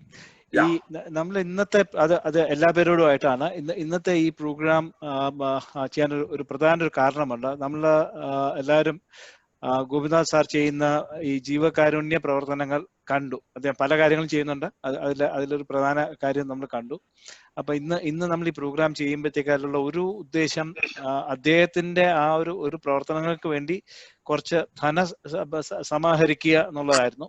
അപ്പൊ നിങ്ങളുടെ എല്ലാം സംഭാവന അതിലേക്കാണ് അതിന്റെ ഒരു സിംഹഭാഗവും അദ്ദേഹത്തിന്റെ ആ ഒരു പ്രവർത്തനത്തിന് വേണ്ടിയാണ് കൊടുക്കുന്നത്. ആർക്കെങ്കിലും ഇനിയും സംഭാവന നടത്തണം എന്നുണ്ടെങ്കിൽ ദയവായി ചെയ്യുക. ഞങ്ങൾ ഇത് കഴിഞ്ഞാൽ അതിന്റെ ലിങ്ക് ഞങ്ങൾ ഒന്നുകൂടെ അയക്കാം. അത് തീർച്ചയായിട്ടും അദ്ദേഹത്തിന്റെ ആ ഒരു പ്രവർത്തനം നടത്തി പോകണമെന്നുണ്ടെങ്കിൽ നമ്മുടെ എല്ലാവരുടെയും സഹായം അദ്ദേഹത്തിന് ആവശ്യമാണ്.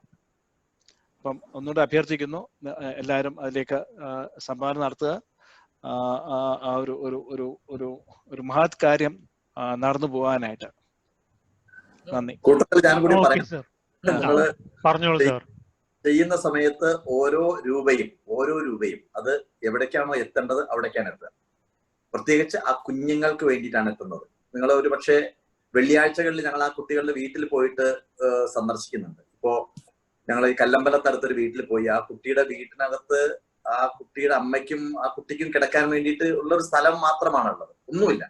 അത് കണ്ട് ഗൾഫിൽ നിന്നൊരു നസീർ എന്ന് പറയുന്ന ഒരാൾ ആ കുട്ടിക്ക് ഒരു വീട് വെച്ച് കൊടുക്കാൻ പോകും. അപ്പൊ ആ വീട് വെച്ച് കൊടുക്കുന്നുണ്ട്. അപ്പൊ അങ്ങനെ ഒരുപാട് ആളുകൾ സഹായിക്കുന്നുണ്ട്. അപ്പോൾ ഞാൻ പറഞ്ഞു, അതൊന്നും നമ്മുടെ അക്കൗണ്ടിലേക്ക് വരണ്ട, ആ കുട്ടിക്ക് തന്നെ നേരിട്ട് കൊടുക്കുക, അത്രയാണുള്ളത്. മാജിക് അക്കാഡമിയുടെ അക്കൗണ്ടിലേക്കാണ്. എനിക്ക് പേഴ്സണൽ അക്കൗണ്ട് പോലും ഇല്ല, അക്കാഡമിക്കാണ് അക്കൗണ്ട് ഉള്ളത്. അക്കാഡമി ഒരു FCRA അക്കൗണ്ട് ഉണ്ട്, അതുപോലെ തന്നെ ATG എക്സംഷൻ ഉണ്ട്. എല്ലാ സൗകര്യങ്ങളും ഗവൺമെന്റ് ചെയ്തു തന്നിട്ടുണ്ട്. നിങ്ങൾക്ക് ഒരു കുട്ടിയെ വേണമെങ്കിൽ സ്പോൺസർ ചെയ്യാം, കുട്ടികൾക്ക് വേണ്ടിയിട്ടുള്ള സഹായങ്ങൾ ചെയ്യാം. പക്ഷെ ഒരു കാര്യം, എന്താണോ നിങ്ങൾ തരുന്നത്, ഈവൻ 1 റുപ്പി എന്ന് പറയുന്നത് ആ കുട്ടിക്ക് ഭക്ഷണം കഴിക്കാനുള്ള ഒരു അരിമണിയായിട്ട് അവിടെ എത്തിയിരിക്കും, അത് ഉറപ്പാണ്. ആ ഒരു ഗ്യാരണ്ടിയിൽ എല്ലാവരും സഹായിക്കും. അതാണല്ലോ, സ്നേഹമാണല്ലോ ഏറ്റവും പ്രധാനം, അല്ലെ? പണ്ട് അച്ഛൻ പറയുമായിരുന്നു, കുട്ടിയെ രാമായണത്തിൽ ലക്ഷ്മണൻ സീതയോട് പറയുന്ന ഒരു വാക്കുണ്ട്, ഒരു ചരൽക്കല്ലിനൊരു തടാകത്തെ ചലിപ്പിക്കാൻ പറ്റുമെങ്കിൽ സ്നേഹം എന്ന പ്രതിഭാസത്തിന് ഈ പ്രപഞ്ചത്തെ മുഴുവൻ ഇളക്കി മറിക്കാൻ പറ്റും. ഒന്നും മനസ്സിലാവാത്ത ഗോപി എന്ന് പറയുന്ന വള്ളി ട്രൗസർ ഇട്ടൊരു കുട്ടിയെ അച്ഛൻ പിടിച്ചുകൊണ്ടുപോയി ഒരു കുളക്കരയിൽ കൊണ്ടുപോയിട്ട് കല്ലെടുത്ത് കുളത്തിന്റെ നടുവിലേക്ക് എറിയും. എവിടെയാണോ കല്ല് വീണത് അവിടെ നിന്ന് അലകളായി കരയിൽ തട്ടി അതേ സ്പോട്ടിലേക്ക് നിന്ന് തിരിച്ചു വരുമ്പോൾ അച്ഛൻ പറയും, നോക്കടാ, ഇതാണ് സ്നേഹം. സ്നേഹം കൊടുത്താല് ജീവിതത്തിൽ സ്നേഹം കിട്ടും. തീർച്ചയായിട്ടും നിങ്ങൾ ചെയ്യുന്ന ഒരു പുണ്യം ചെയ്തു കഴിഞ്ഞാൽ ആ പുണ്യത്തിന്റെ റിസൾട്ട് നിങ്ങളിലേക്ക് ജീവിതത്തിന്റെ എപ്പോഴെങ്കിലുമായിട്ട് അലകളായി തിരിച്ചു കിട്ടിയിരിക്കും, ഉറപ്പാണ്. Thank you so much.